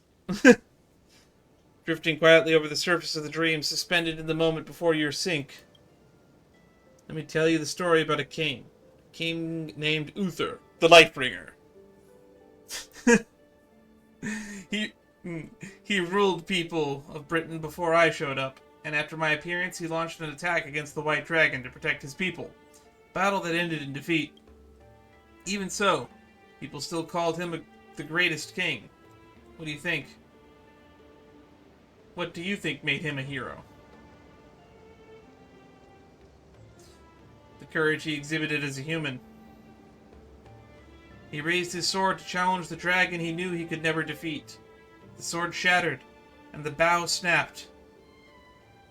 And he was beheaded. As a human, everything about him was destined to fail. But the way he raised his sword to bring deliverance left a shining star in Britain's darkest nights. The stars we see may not be their original forms, but their light isn't a lie. It will shine for ages, lighting the way for the next hero. That heroic spirit, let me note, who lost her name, referred to our lives as a stage, and she used her noble phantasm to erase the star's radiance, which she apparently didn't have one, but I guess with the Holy Grail's power, she has one now. But Master, if you still have courage, if you're still willing to become that star, then all the spectators who have seen you will also step onto the stage, becoming heroes themselves. Look at me, talking big all of a sudden, doing a bad imitation of Merlin. Where are you? I'm waiting for someone who's about to take the stage. I'm also riding through the wilderness. The dream is nearing its end, Master, for me and for you.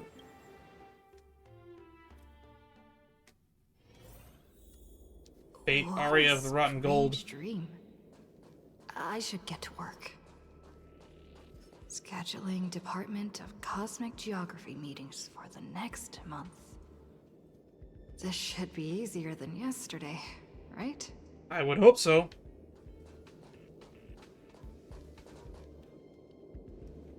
Mysterious Researcher L. Unless if you're here to slack off, you're a bit too late. This place is already at full capacity. I'm here to work. Well, no worries. You work here and I'll slack off. We each get what we need.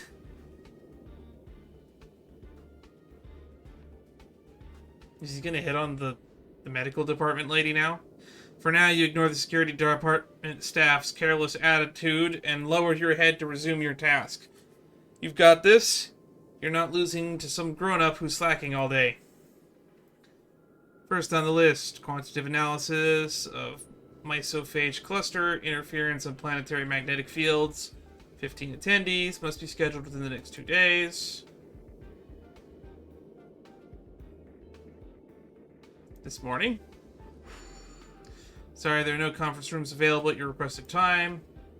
Next afternoon. Nope. Night after the next day. Oh, come on! There are no conference rooms available. The conference rooms are fully booked. Even at night. People here really are workaholics. Ah, wait. You're the Stellaron that they were talking about, huh? Tell me, when you sleep, do you glow like a firefly? Young ones like you should really find a mentor. Learn some skills. Carve out your own path. Like a true hero. No strings attached.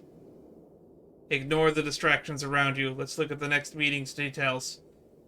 The effects of starquake phenomena on the artistic expression of researchers. 2 attendees.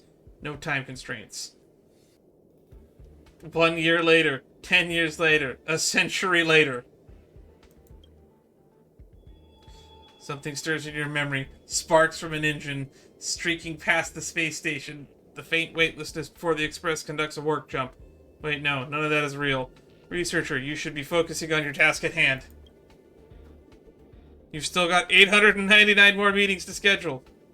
You better hurry and finish before things spiral out of control. You can only have so many hours in the day. How long are each of these meetings? Man-made ore symposium. Alright, including the 2 new system-generated meetings, that's just 897 more to go, and the list is done. Natural Ore Symposium, visit from IPC specialists. That's right, exactly. Uh-oh. You're in the zone now, handling the work before you with practiced ease. Stellaron Symposium, visit from the Astral Express, Curio approval. Self-observation. You ever tried fishing, lass? Don't be fooled by the vacuum outside. There's still plenty to catch. There's the migrating invisible carp, the silicon-based soft bone fish that pull right up to put up quite a fight. I even caught a trotter last time. Although you are exhausted beyond measure, the man's expression moves you. Your entertainment during a momentary respite from work. A fishing rod. Life at the space station isn't as bleak as you thought. Maybe this is your utopia. By the way, I heard the Astral Express is coming back and will be stopping at the space station for a while. Wanna go check it out just for fun? The Astral Express. I turned down their invitation back then. Did I really make the right choice? Alright. We running. Who's gonna be here? Or is it gonna be random people?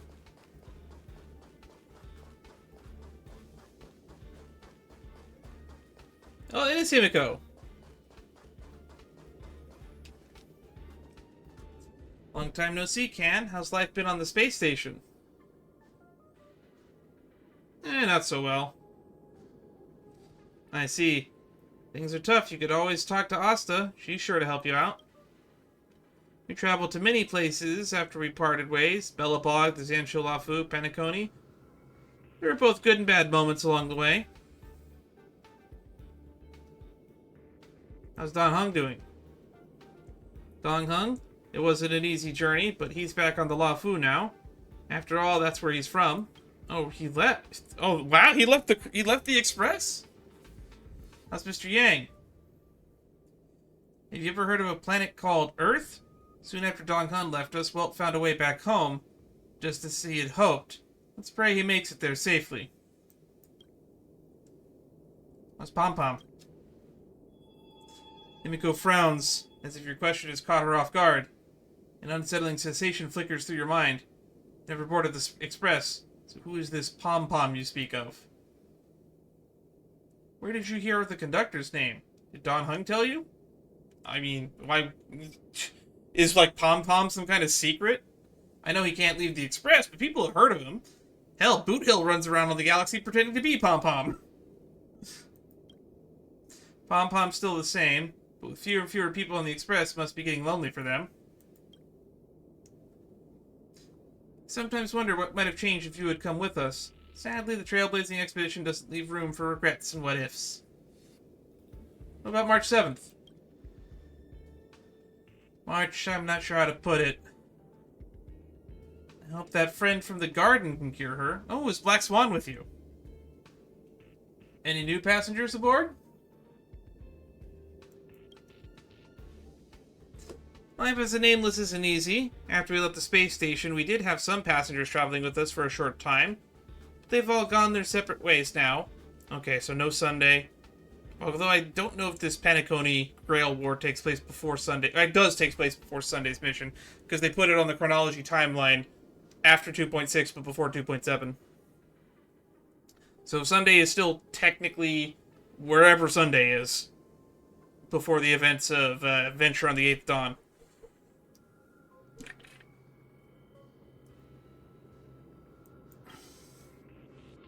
Our friends from the Interastral Peace Corporation recently suggested that we make a stop at Camelot. I thought that place was destroyed. That planet should have been destroyed by the Antimatter Legion long ago, but we've been picking up multiple distress signals from there. So we're stopping by the space station for a while to meet some old friends. You can join us and leave with us this time if you want. I'll pack my bags right away. Is that really how you feel? If joining the Astral Express doesn't change your life for the better, what then? What if what awaits you isn't the grand adventure, but endless cleaning, constant repairs, wounds that never heal, and death steeped in despair? What will you do then? What if you can't help anyone? What if you become dead weight on the Express? What if a nameless gives you their life to save you? Yet everyone silently wishes you'd just leave. What will you do? Think about it. What answer should you give? I'll think about it. I'll make sure to give you my answer before the Express leaves. You sound so depressed. Alright, I respect your choice no matter what you pick. I'm so tired. Maybe I should head back first. The Astral Express.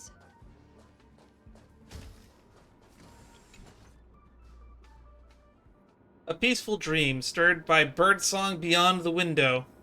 However, can a robin really sing in the vacuum of space? Let me tell you the story of a bird who was imprisoned wrongfully. She was once a singer, thrown into a dark cell for composing songs that the powerful didn't like. What were they, pro-communism anthems? The bird heard many voices of sorrow. So, she sang for the others trapped inside, soothing their homesick hearts and inspiring them to rise up. In the end, the bird broke free with a pocket watch, a wolf, and countless companions by her side. So she is from the prison era. The bird believed that she would begin a new life after gaining freedom. She would shine on the stage and the silver screen, displaying her beautiful feathers and voice, just as she had once brought hope to the hopeless. But she was wrong. Penacony soon became unrecognizable. It was really corrupt under the rule of the The Oak songs family. she sang, the films she starred in, and even her own life were all locked away in a cage called money. Turned into mere commodities. The movie studio wanted to turn the bird into a symbol of beauty. But the bird longed to escape from this suffocating, filthy gutter. Ooh, that's some weird pronunciation there. They stripped away her stage name, replaced her with a fresh-faced chick, and smothered her with slander and rumors, leading her to a disgraceful end.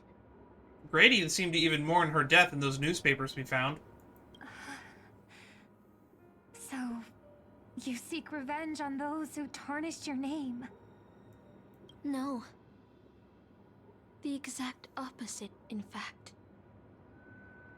When I returned to this world, I realized there was no one left to take revenge on. Yeah, that's kind of what happens with the constant pressing on of time. Instead, I will reclaim the name they took from me and erase every single work I've ever produced. I'll destroy every trace of my existence as... Well, to be fair, it's starting to sound like there isn't really any traces left to begin with. You know how it feels to be locked in a cage and have everything taken from you. So why do you still trap the masters and heroic spirits in your noble phantasm when they wish to end this Holy Grail war? Old Odie may be able to fulfill your wish, but the cost he demands is far greater. As someone born in the same era as him, you should know this better than I do. Ugh. OT is nothing more than a parasite feeding on Penacony. Of course I won't trust him. But you're different, Master. He's a worm who has a wish for the Holy Grail.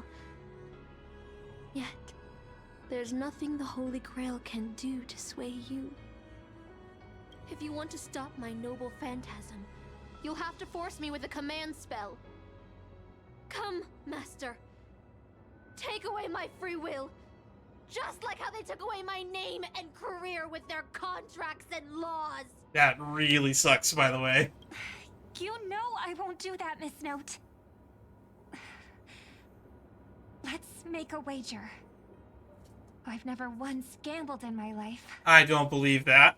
I bet that those masters and servants will not yield to your noble Oh, we're still phantasm. sleeping on the bench. I just Even noticed. though you've stripped their identity as heroes.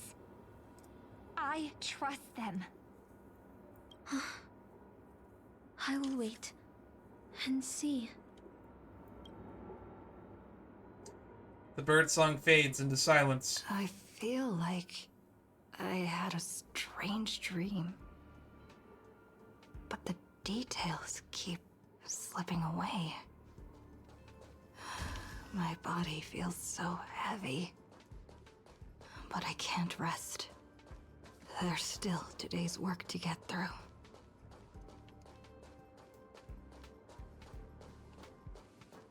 Workbench! Can, how many days has it been since you started working on the space station? 30? 90? Even longer? Do you still remember what you need to do now? Compiling project proposals from all levels of researchers by now. It's cynic in nature. Something you could do with your eyes closed.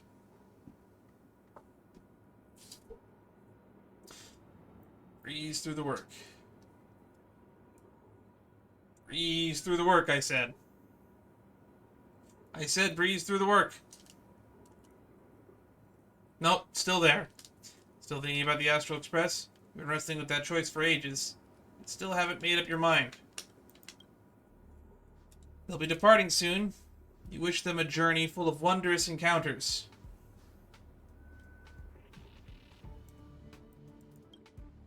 I want to leave. I don't know where to go. You board the express, what awaits you may be nothing but danger and the terrifying unknown. Your deeds will be forgotten in time, and your journey will eventually come to an end. Well, all journeys. So does life. Let me go. I long for a quiet and ordinary life. So you are glad you stayed. No ticket, no bat, no danger. Just quiet, peaceful, and undisturbed life. The work you had piled up took far too much of your time. 1 day, 2 days, 10 days. Maybe you'll never catch up to the actual express again. You're tired. Find a room and take a break. Hello, you two. Isn't that our Stellaron girl? I was about to mix you a drink. But since you're still underage, I'll hold off for now. How? Are we underage? We still don't know how old Stella is. Technically, they were born a year ago. I feel like my current life is a lie. I was once a trailblazer in the Express. I shouldn't be a member of the Department of Cosmic Geography.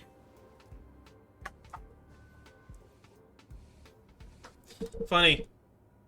Sometimes I think I shouldn't be working as a space station security guard either. So do you want to board the Astral Express? That's right.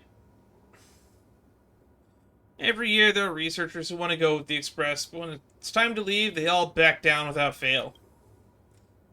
They know they're just seeking an escape from their stressful lives instead of actually wanting an adventure that could cost them their life. So what do you really want?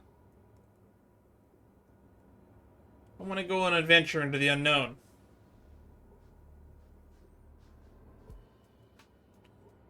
Staying where I am is fine. Someone better will come along. I'm just an ordinary person.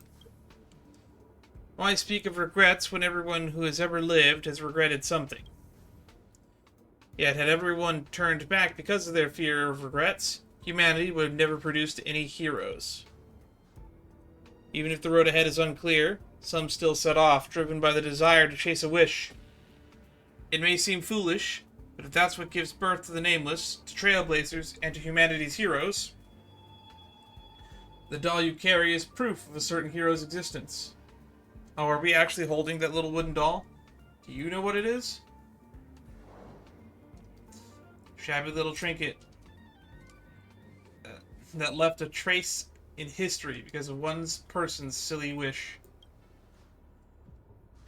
The Express may have already left, or it may not have. If you truly want to walk this path, what does it matter if there is no Express? If you truly believe you are nameless, but there's only one thing left for you to do. I must set off. I need to set off. I just said that.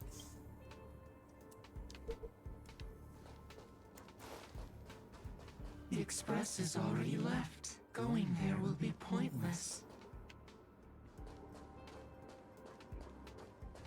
That's not creepy at all.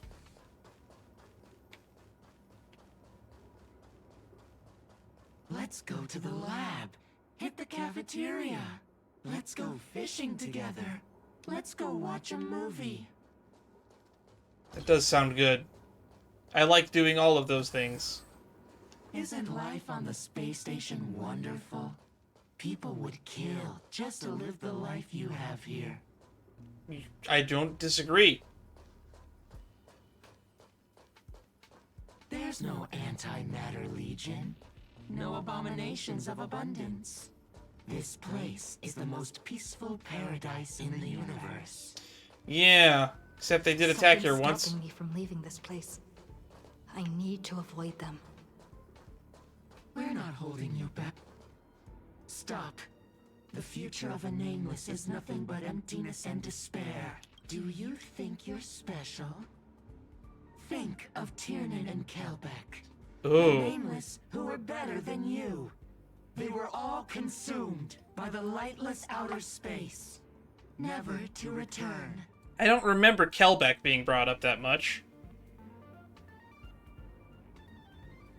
So you finally admit that I'm a nameless.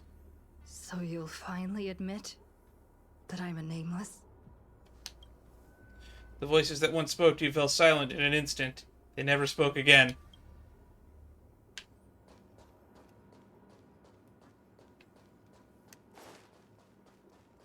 Oh, okay, we can walk past them. Okay. Going back to the place we were born. Proceed towards the destined path.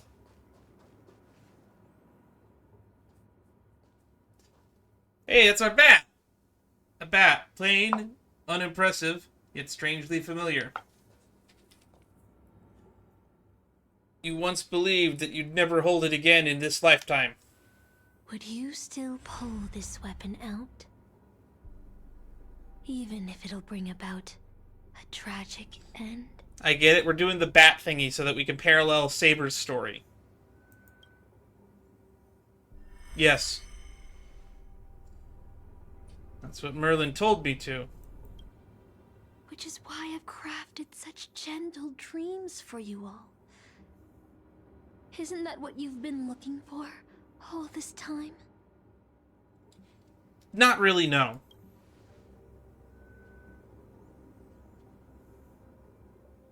I did wonder whether someone else might have done a better job as king, if they pulled out the Sword of Selection. But I can't blame the girl who drew the sword and the stone for overestimating herself. She just wanted to deliver something from disaster, just like the king who challenged the White Dragon. Hey! I miss you too. If I was given another chance to make my choice, I would tell her, I hope you can do better this time.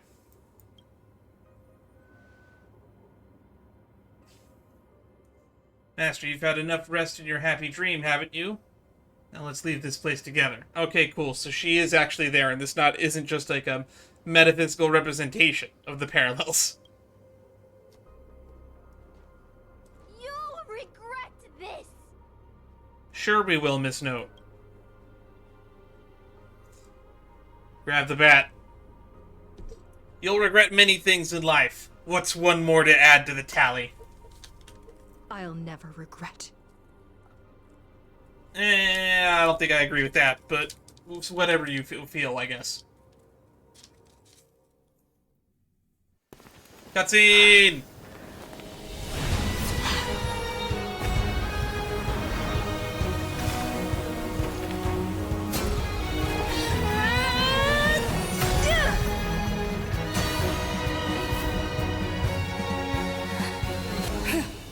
Cool, where's everyone else?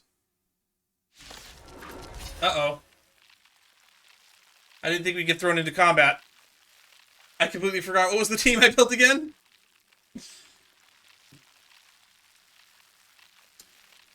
Saber, Silverwolf. Why do you have such blind courage? Unimpressive Death. Don't you ever feel regret? Tonight, stars echo. No more time. Can I have fun this time?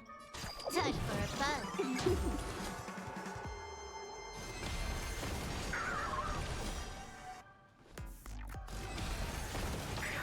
Hedge your bets.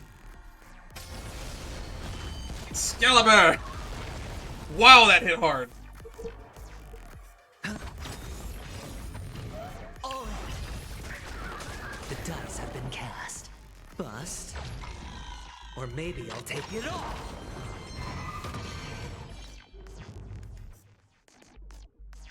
Actually, let's read this. Noble phantasm, condensed from Miss Note's despair. Do not walk on the stage. Do not chase after this starlight. Her resentment before death transforms into a monster, stripping the heroes on the stage of their disguises and bringing them as an ordinary happy ending. I've got a rage.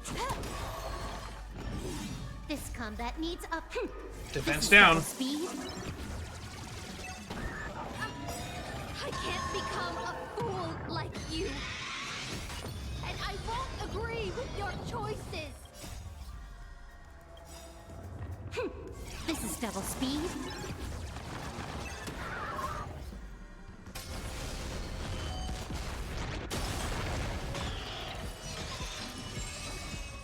Right. Stars echo.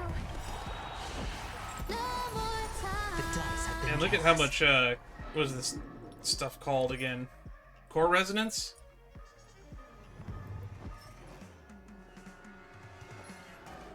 Bust? Or maybe I'll take it off! Watch your head!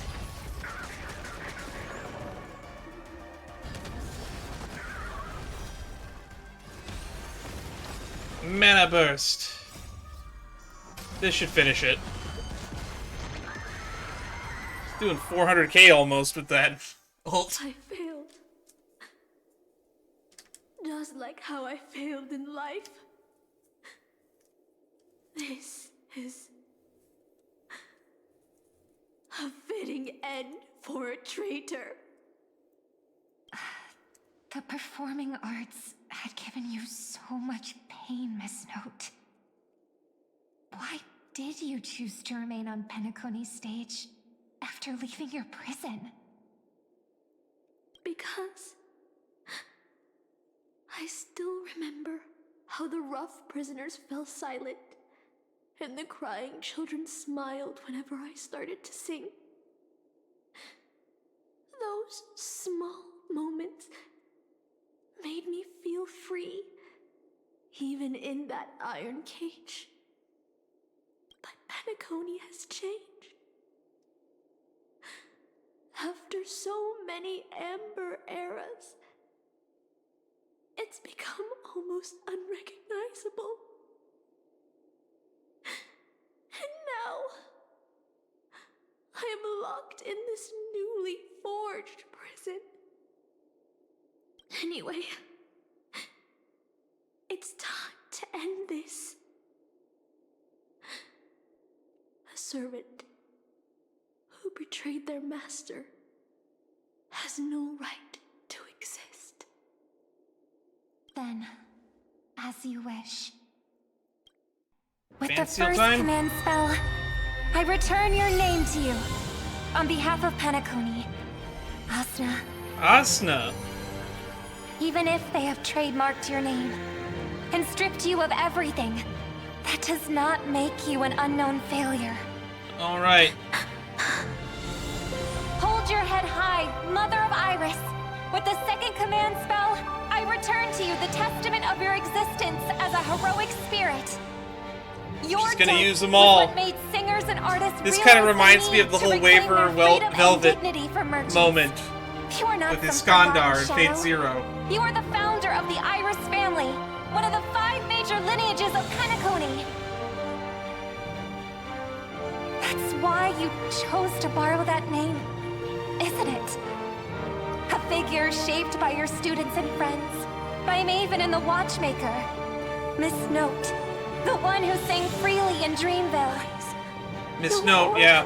I remember Miss Note from the Clocky Friends. With the third command spell, as your junior on the stage, I return to you your freedom as a person. Mother of Iris, you will no longer be controlled by anyone from this moment on. You will now only dance for yourself. Miss Note was the mother of the Iris family. One of the founders of the 5 families. Odie is one of the founders of the Alfalfa family, Mr. Alfalfa. This farce is nearing its end, but I hope you can step out of the Grand Theater before you disappear and meet Penacony's artists. You are still a hero to them, no matter the slanders your name bears. Meanwhile, the master and their servants freed from the dreamscape step into the heart of the... Alright. I sense a powerful force similar to magical energy. Seems the Holy Grail's holder is about to complete the ritual. The last two servants left are Rider and Berserker. Which one will face us? Or will it be both? Right, I brought that up earlier. There's no Rider or Berserker in this. With the enemy already in possession of the Holy Grail, it looks like we're in for a brutal fight. 3 against 2? The advantage is mine. I'll once again select the 2 easy in the next survey. I'll lead the charge. Master, I swear on this sword that I will protect you no matter the cost. Boothill and the others got out too. Should I go check on them? You should. A different life? Danagoni's dream bubbles are pure cancer. The Charmony Festival nearly killed me. And that servant's fantasy almost finished the job. Were you at home with your family? So, where did she put you? I had a dream where I could never win. I got to live as an obedient serf and gave up on even the thought of gambling. Yikes. Darn right. Quit gambling. That's quite the educational dream you had there. What happened to you? And you? Where'd she send you? Me? I had a long-awaited reunion. Your family. As they talked, Boothill had already loaded his gun. Next up, the final battle with the Mastermind.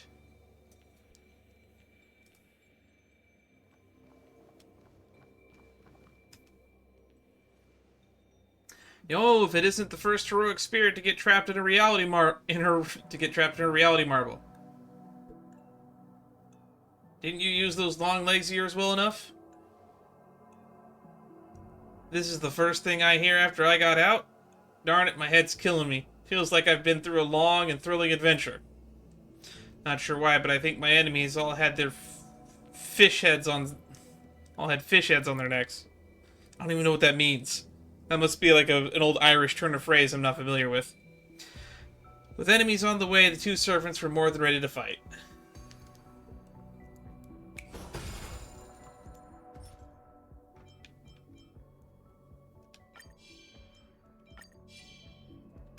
Feeling lucky.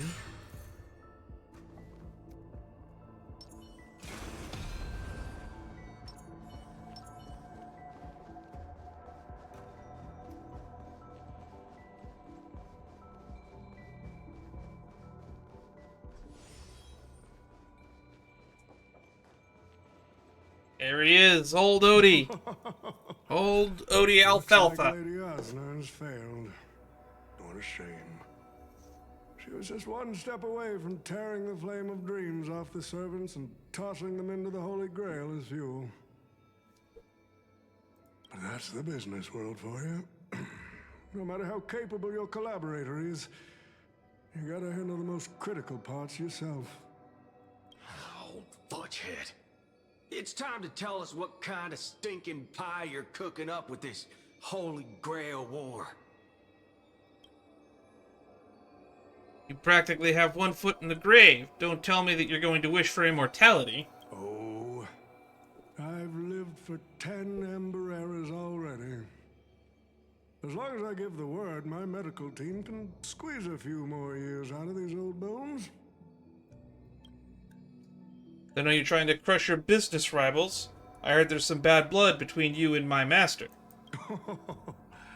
What a great misunderstanding. There are no enemies that can't be made into friends in the world of business. In business, what was that from Topaz's trailer? There are no true enemies. Permanent enemies or something. I don't remember the quote. Good point. But I'm still very curious about your little scheme.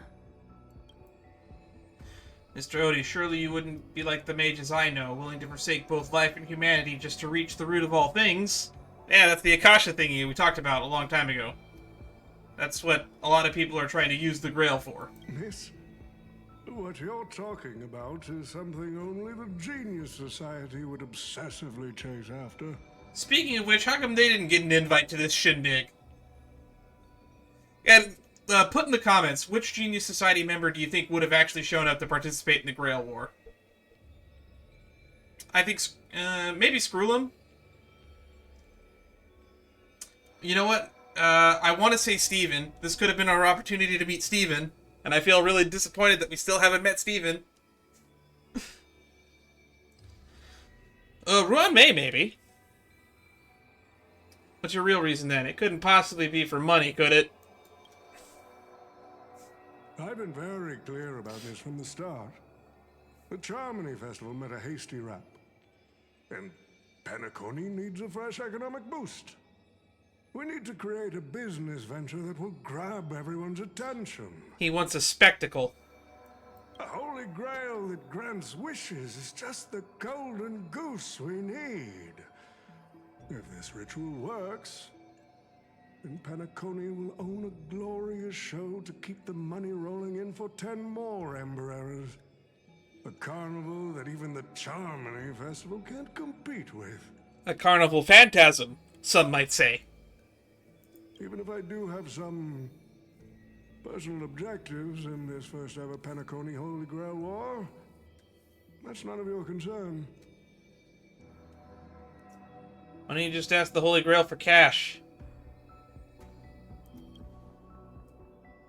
Wealth that pops out of thin air will only lead to inflation. Financial growth can't be achieved by miracles. It requires precise balance and expert handling. I like money, but I don't like to play a numbers game. Fair. He understands the downside of just poofing money into existence. Leave it to a man who's been around for 10 Amber Arrows to understand that concept. No quantitative easing here. What I like is watching people swarm into Penacony, spending their entire fortunes just to buy a chance to enter the Holy Grail War. I like having alfalfa credits pour out of the Gilded Hour, entering the Cosmic Exchange. I like seeing my business rivals being crushed and manipulated, and then lose everything in the end. I like to acquire companies that I've never heard of, fusing them into my empire with a mere wave of my pen. You are the worst kind of capitalism. The Golden Hour will set the prices for goods based on my desires, and the Blue Hour will craft Penaconian fashion based on my whims. Feather. Do you honestly believe Penacony was built on empty ideas like dreams and wishes? No. What truly underpins and supports the city is what you deem crude. It's the unending flow of money. On this rock called money, we have built the planet of festivities. I always knew capitalism was the real villain all along.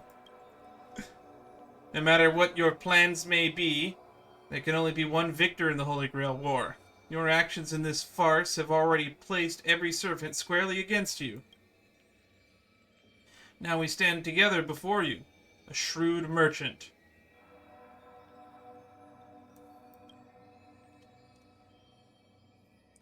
I just want to finish what I didn't get to do a few hours ago. I'm sick and tired of fish heads. The head of this old desperate fogey with broken dreams is what I'd call a real trophy. You see this evil man's old head as a trophy? I thought you had a better taste than that, Lancer. It seems you're all eager to prepare for my demise. But since there can only be one winner in this game, how do you plan to decide the victor after I bow out? That is a good way to try to turn us against each other. Why don't we discuss a collaboration instead? Whoever can eliminate the others shall have the chance to make their wish to the Holy Grail. I will give you that right. We can even formalize it with a contract, using precise logical language to word our wishes, ensuring the Holy Grail fulfills everyone's desires. After all, isn't this the very moment you've all been fighting for? Masters and servants? We also know that... I actually don't doubt the power of this Grail, specifically because Jade exists. She's like literally doing Faustian bargains for exactly this. Shush, no peaceful revolutions, please. This far into the show, Are you trying to make me laugh?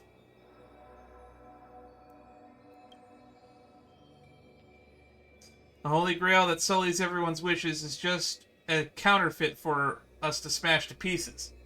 Isn't that right, Master? Nah, we need to whip this fella's hind end, then smash it to pieces. Boot Hill does have his priorities.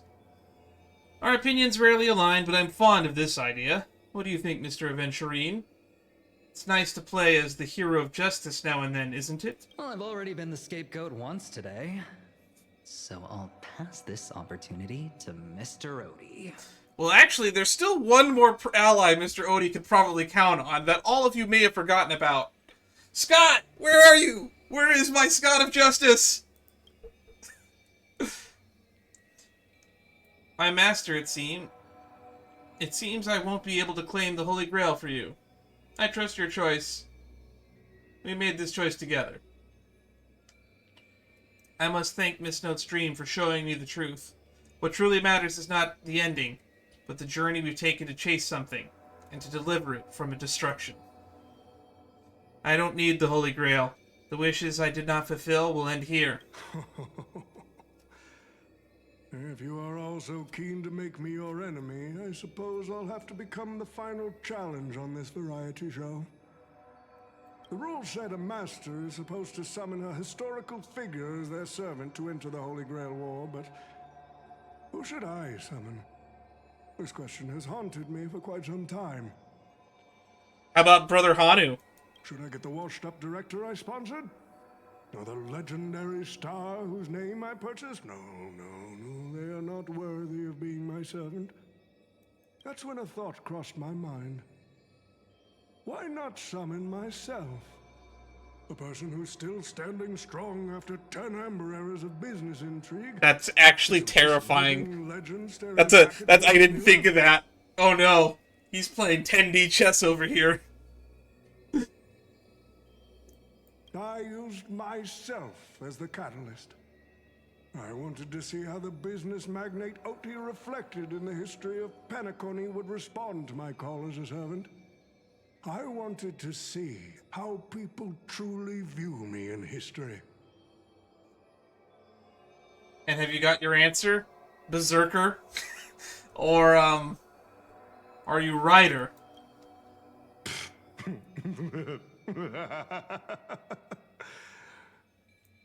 The answer really hurts. To them, I'm nothing but a parasite, sucking out the sap of Penacony's oak from the top. A bug, madly devouring wealth. Uh-oh.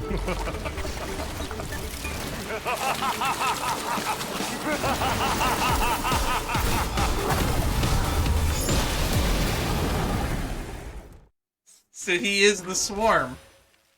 The propagation of wealth.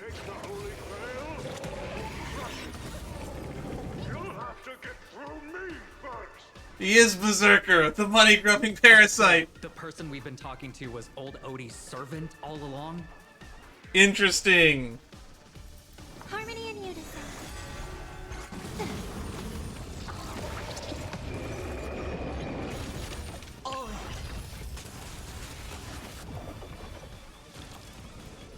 Time for a buzz. Activate your command spell. This command spell is fully charged energy save for Saber. Alright. I order you, Saber. Destroy all that is evil. Attack boost. That's over 50% of a health bar right there.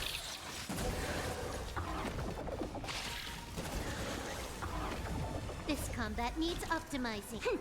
This is double speed. Start stacking some vulnerabilities.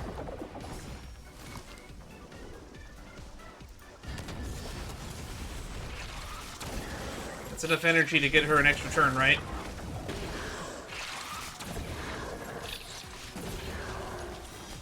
Yep.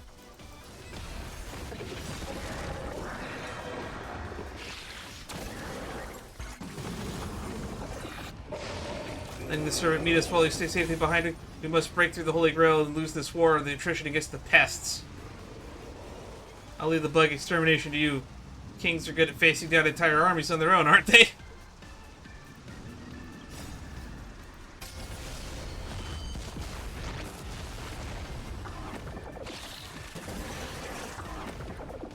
You just gotta keep stacking that vulnerability. It's on me. Resonate all together. Tonight, Here we go. No more time. Can I have fun this time? Time for a buzz. Hedge your bets. Oh. Come on. The dice have been cast. Bust. Or Break. maybe I'll take it off. Watch your head.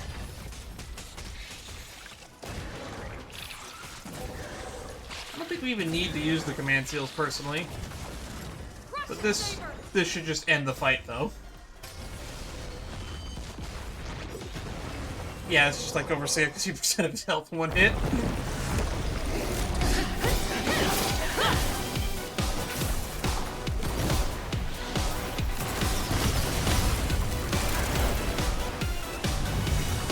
I still love this boss theme. With the command spell, I command you to unleash your noble phantasm, shatter the Holy Grail! Hey, that's a familiar phrase.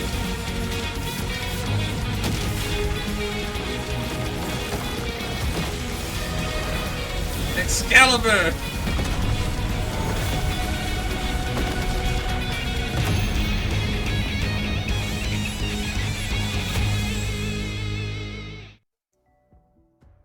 But we still have this Grail in the present, so this probably doesn't work. We never got a rider, though.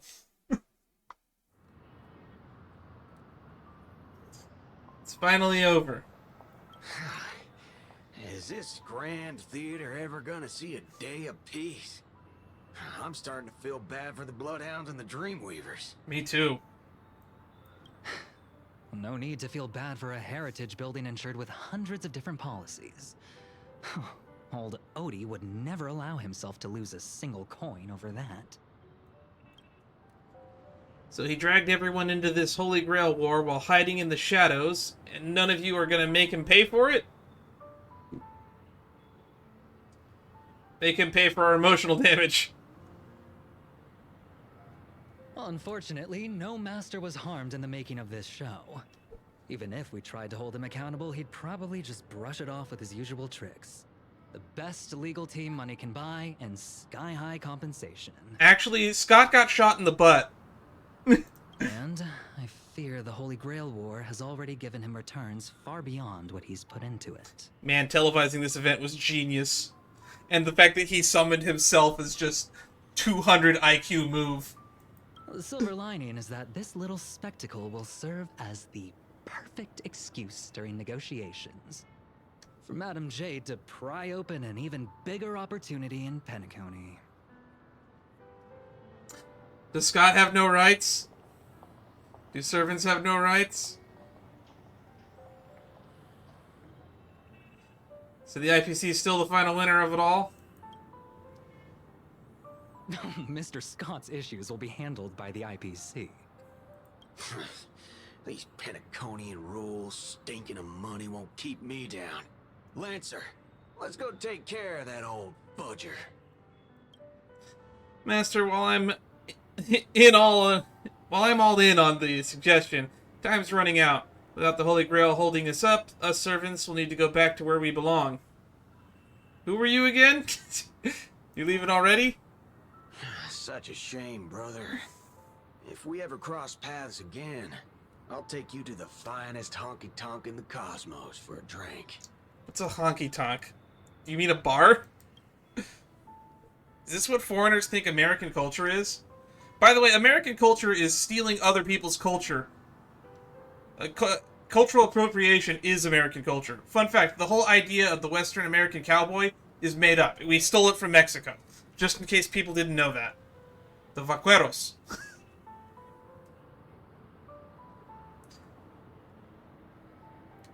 Finest in the cosmos, huh? That's something to look forward to.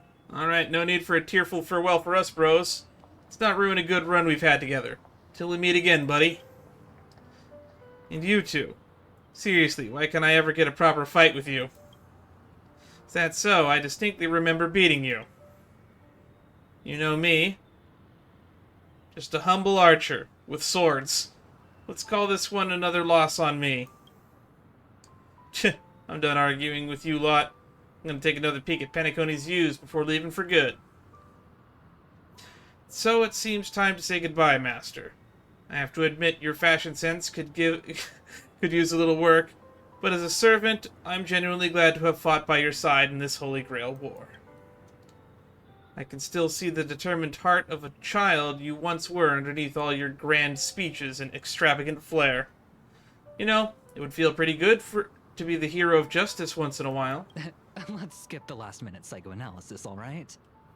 And when it comes to fashion, you're not much better than me, Guardian of Humanity. Are you kidding me? This is peak fashion. Ignore everything he's wearing under the coat. But this is peak fashion. He's effectively wearing a skin-tight bodysuit with a trench coat over it. A really cool trench coat. That brings up a good point. Why would I, a guardian of humanity, get summoned to a world without a counterforce? Without the counterforce. Archer, you should know why you were summoned here. You were summoned as a heroic spirit. A hero, huh? I'll chalk it up as a beautiful dream. A faint smile tugged at the man's cold face before he vanished from sight. Soon only the final pair of master and servant remained. We didn't see what happened to Grady, but he was possessing Mr. Rekka, so I'm sure he's fine. And a writer never got summoned. Modern times.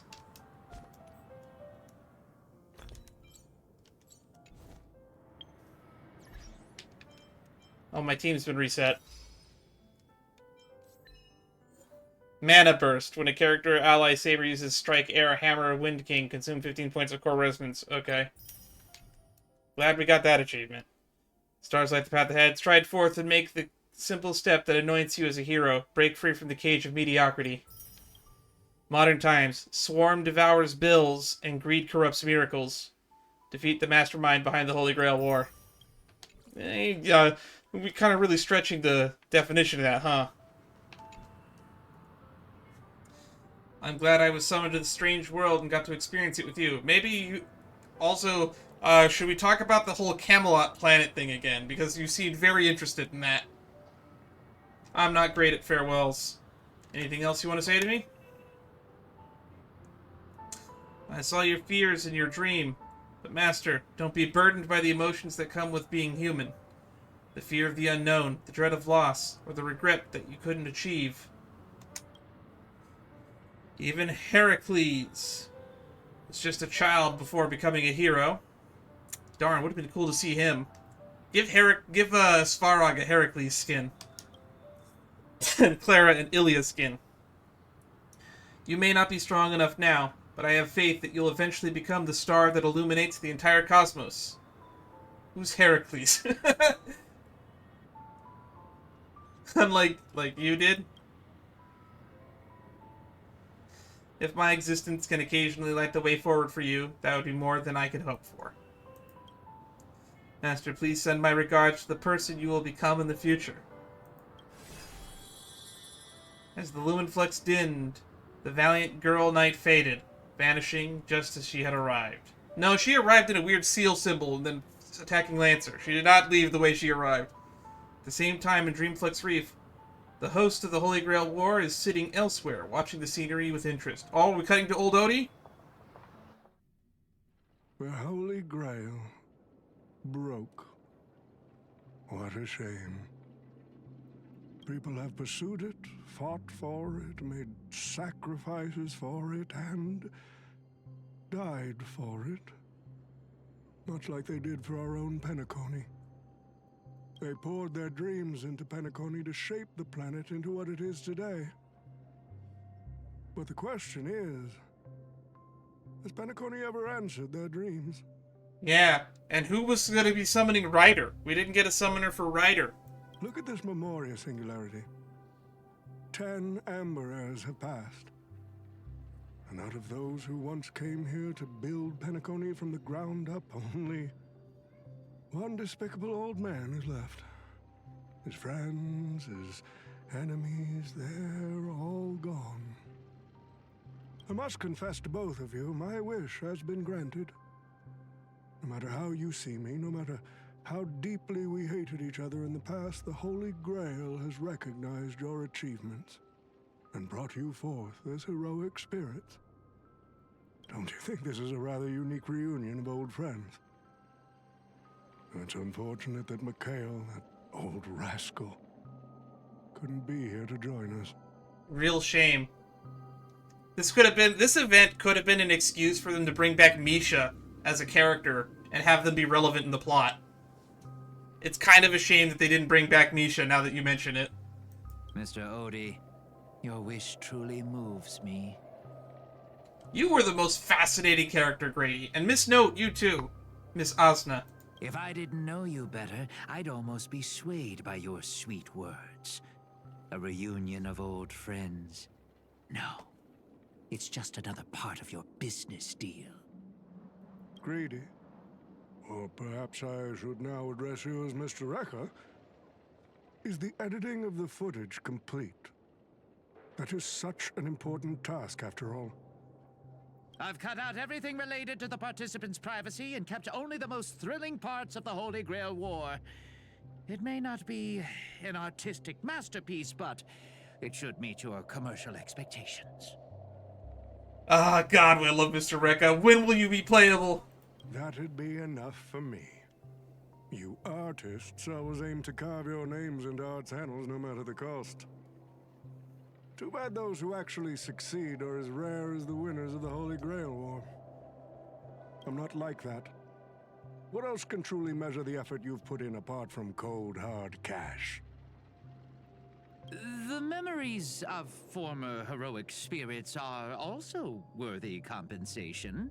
You as a memo keeper would definitely say that. Memories of a flop director like Grady? Do enlighten me. What worth do those hold? His memories are indeed positively worthless as a filmmaker, but when it comes to him as a person, those memories are treasures beyond compare. God damn, even Mr. Rekka throwing shade at Grady. I like the idea of his films. They seem like classics. He has had his struggles, disappointments, and defiance, only to be reduced to another nameless nobody. That man is a symbol of the Penacony of his times, a most ridiculous clown and a most genuine hero. How could I ever miss out on a memory with as many facets as a veritable diamond? But now, I'm more curious about you, sir. You've spent so much money, only to create such an unsightly mess. Aren't you worried you'll end up in disgrace like Grady? Unlike Grady, though, he has 10 Amber Eras worth of history to be remembered for. A merchant at my age who still cares about dignity would be an absolute failure. Oh, in that case, my business here is settled. I'll take my leave. All right. It's your turn, Miss Asna. I'll sign the declaration to renounce the trademark on your name and all rights to your creative works. Are you happy with that? Happy? Never.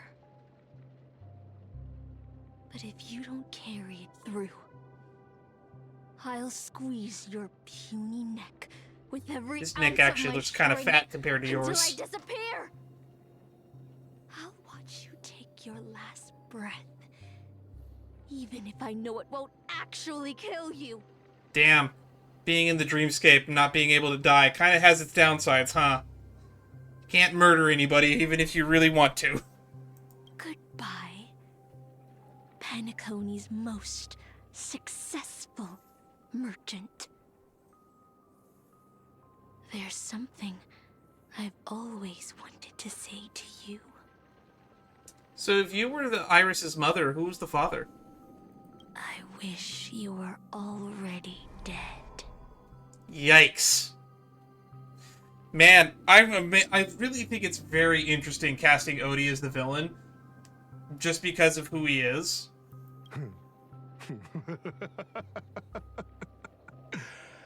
Now that's a heartfelt confession. Osna, I do hope your wish comes true one day. I actually hoped that Odie would be playable at some point. And maybe he will be. But for the most part, it's very interesting to see a character like Odie as the mastermind and main villain of this arc. Even utilizing Skott to the best of his abilities. At the same time, aboard the Express... Oh, right, wasn't Pom Pom supposed to summon somebody too? I forgot about that! Oh, that means Pom Pom summoned Ryder. From the heat of the battle, the servant summoned under the Ryder class stays on the sidelines from the very beginning. As a rider, he once built the unsinkable little ship named the Compass. As a rider, he was once the Nameless that rode the stars aboard the interaction. He did summon Misha! Centuries have passed. Now, as a heroic spirit, the young man finally returns to the place where he once worked. They did bring back Misha! Centuries have passed. Now, as a heroic spirit, the young man finally returns to the place where he once worked tirelessly. An old friend awaits him here. March 7th is always bringing back bizarre and curious things. One time, she even brought back something called a... I completely forgot that Pom Pom was a master.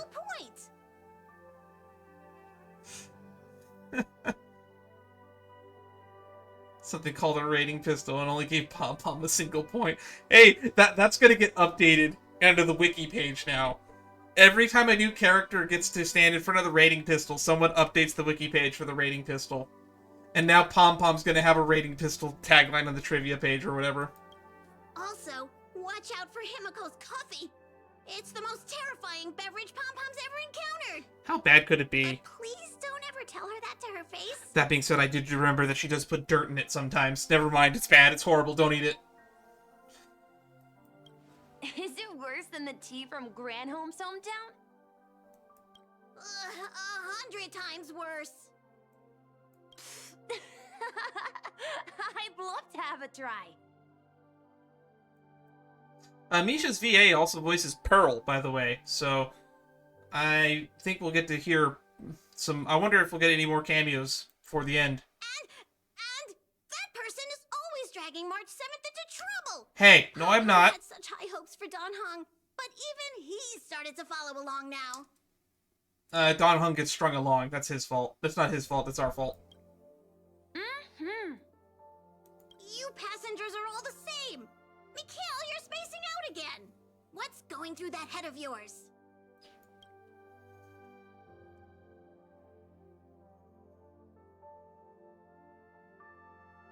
Conductor, looks like it's time to say our goodbyes again.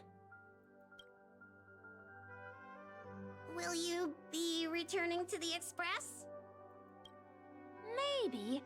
I'm just happy to hear that so many people like me have boarded the Express over the years. The Nameless come and go. Some find a place they want to stay, while others keep moving forward. Just like the silver rails that never stop. That's the Astral Express. I'm sure the conductor's future will never be lonely.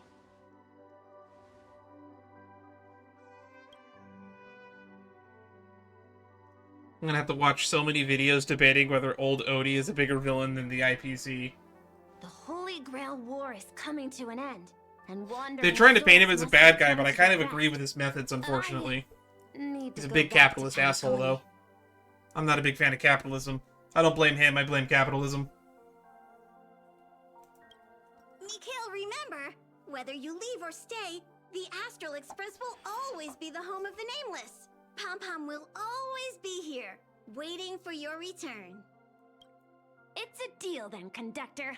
The next time the Express stops at Penacony, please sound the horn for me, Rosalina, and Tiernan. We still don't know if Rosalina's actually dead or not. We'll definitely come She visit went into you. the Singularity in Dreamflex Reef. She could still be out there. It's a promise.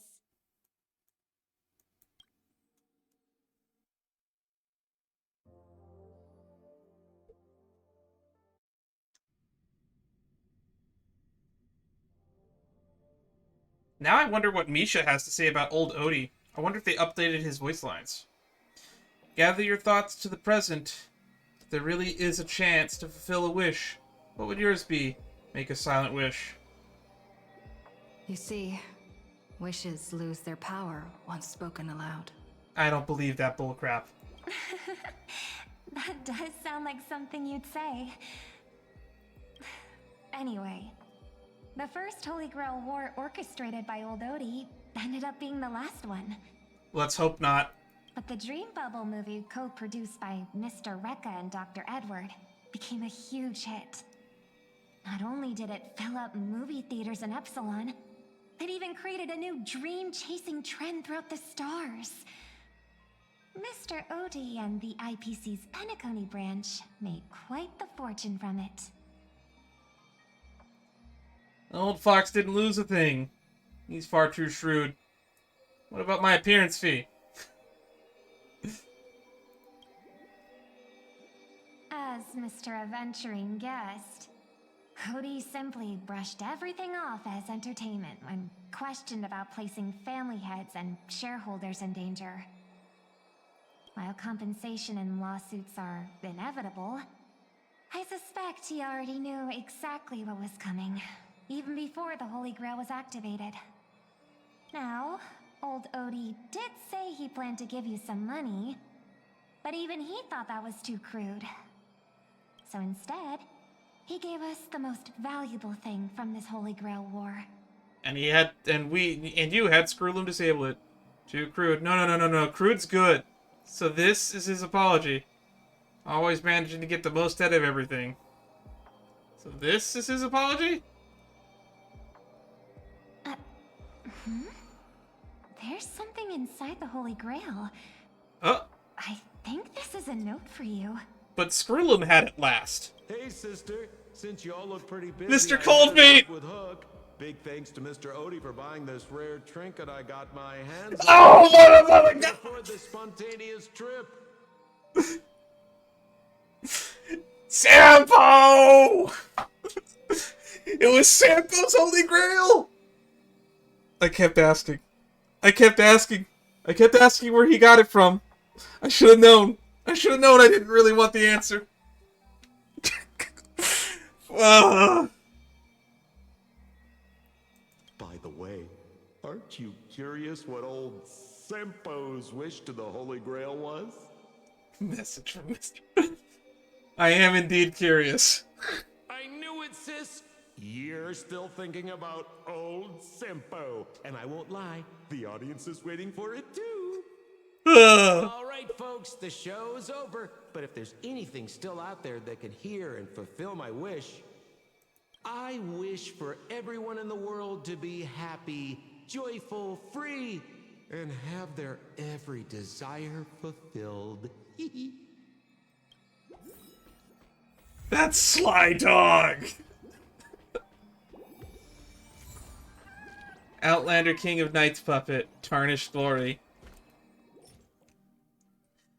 The memory entity you carried away from a dream. In some foreign land, an artisan who admired the king and carved a puppet with heartfelt reverence. Though it seems far removed from the real king, and the craftsmanship leaves much to be desired, what heroes pass down to later generations is often just like this. Crude, yet enough to soothe the soul. Besides, don't you think that after staring at it for a while, it actually kind of feels full of soul? I think it's trying to suck my soul in. Tarnished Glory. An old tattered photograph captures the passive misnote. The cries of injustice behind bars, the jubilant song upon breaking free, the thunderous applause beneath the stage, the scorn born of disgrace. All those voices have faded into history, leaving only a yellowed memory behind. And even so, I still choose to sing. This is going to just be a little bit of a bonus something.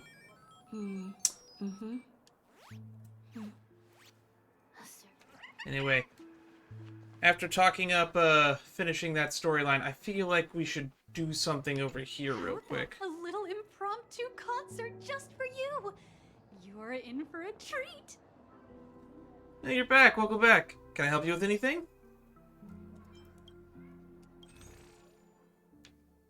I know I've talked to you before. There we go. I'm actually an old double bass. Back when I was born, Penacony was still a prison. Back then, the dreamscapes were wild and primitive. The people were bold and savage too. Completely unhinged. It was then and there I first met my partner, the sun around whom my everything orbits. Asna. We used to play cheerful music together, and the prisoners would gather around to watch and listen, their eyes lighting up.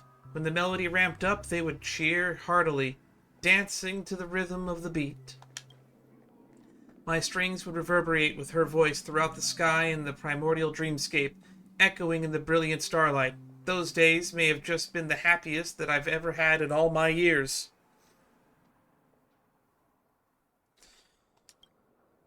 Later, after that wolf and passengers of that train liberated the prison, Asna became what they called the Mother of the Iris, or the Mother of Iris. And I became an exhibit in a museum, doomed to never meet again. But then I was brought back here by some thief. I saw how this city had sprouted and took shape, and I recorded all these vinyl records of the songs we once played together. But those songs, they no longer felt alive. They lacked a soul, just like I lacked her shadow inside my dreams. Sorry for nattering on for so long. An old double bass like me can never resist chatting with people, because chatting makes it harder to forget the melody of those strings. How about a little impromptu concert? So Dream First, Polaris, Fast Furry Nuts, and Way of the Wolf were the songs that they recorded. Interesting. So anyway, this is the first and only mention of Asna that I can remember from before this patch. So, I hope this gives y'all a little bit more context. Don't know where I'm going to put this in the video, but I'm going to find a way to squeeze it in there somewhere. Ciao, my friend. Okay.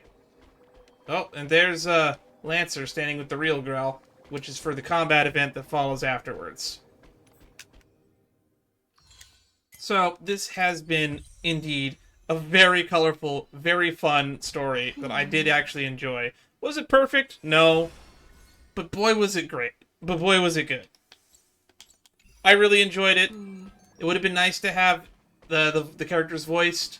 I know that there's probably some problems with voicing the characters, but it would have been nice to be able to just dub over the Japanese for the original characters. We have Synthesia beacons, so I don't really see why we can't have specific characters voiced in any set language we want. Would have been really nice to rehear a lot of the old Japanese. I could have played the whole thing in Japanese, but I didn't want to miss out on the EN performances of the characters that were here. Next time, we will be resuming with the event, which is right there next to Lancer. And I'm looking forward to it. It's probably going to be shorter because these combat events tend to not be very hard, especially when they give you trial units.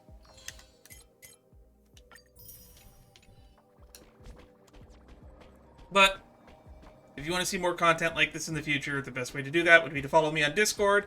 That's where I post everything I'm going to be doing, when I'm going to be doing it. And stay tuned for when this gets eventually uploaded to YouTube if you're watching here on Twitch. Anywho, next time, combat. Although, probably I'll take some time off, and we'll probably be resuming some Genshin content in the near future. See you all when I see you. Stay safe out there.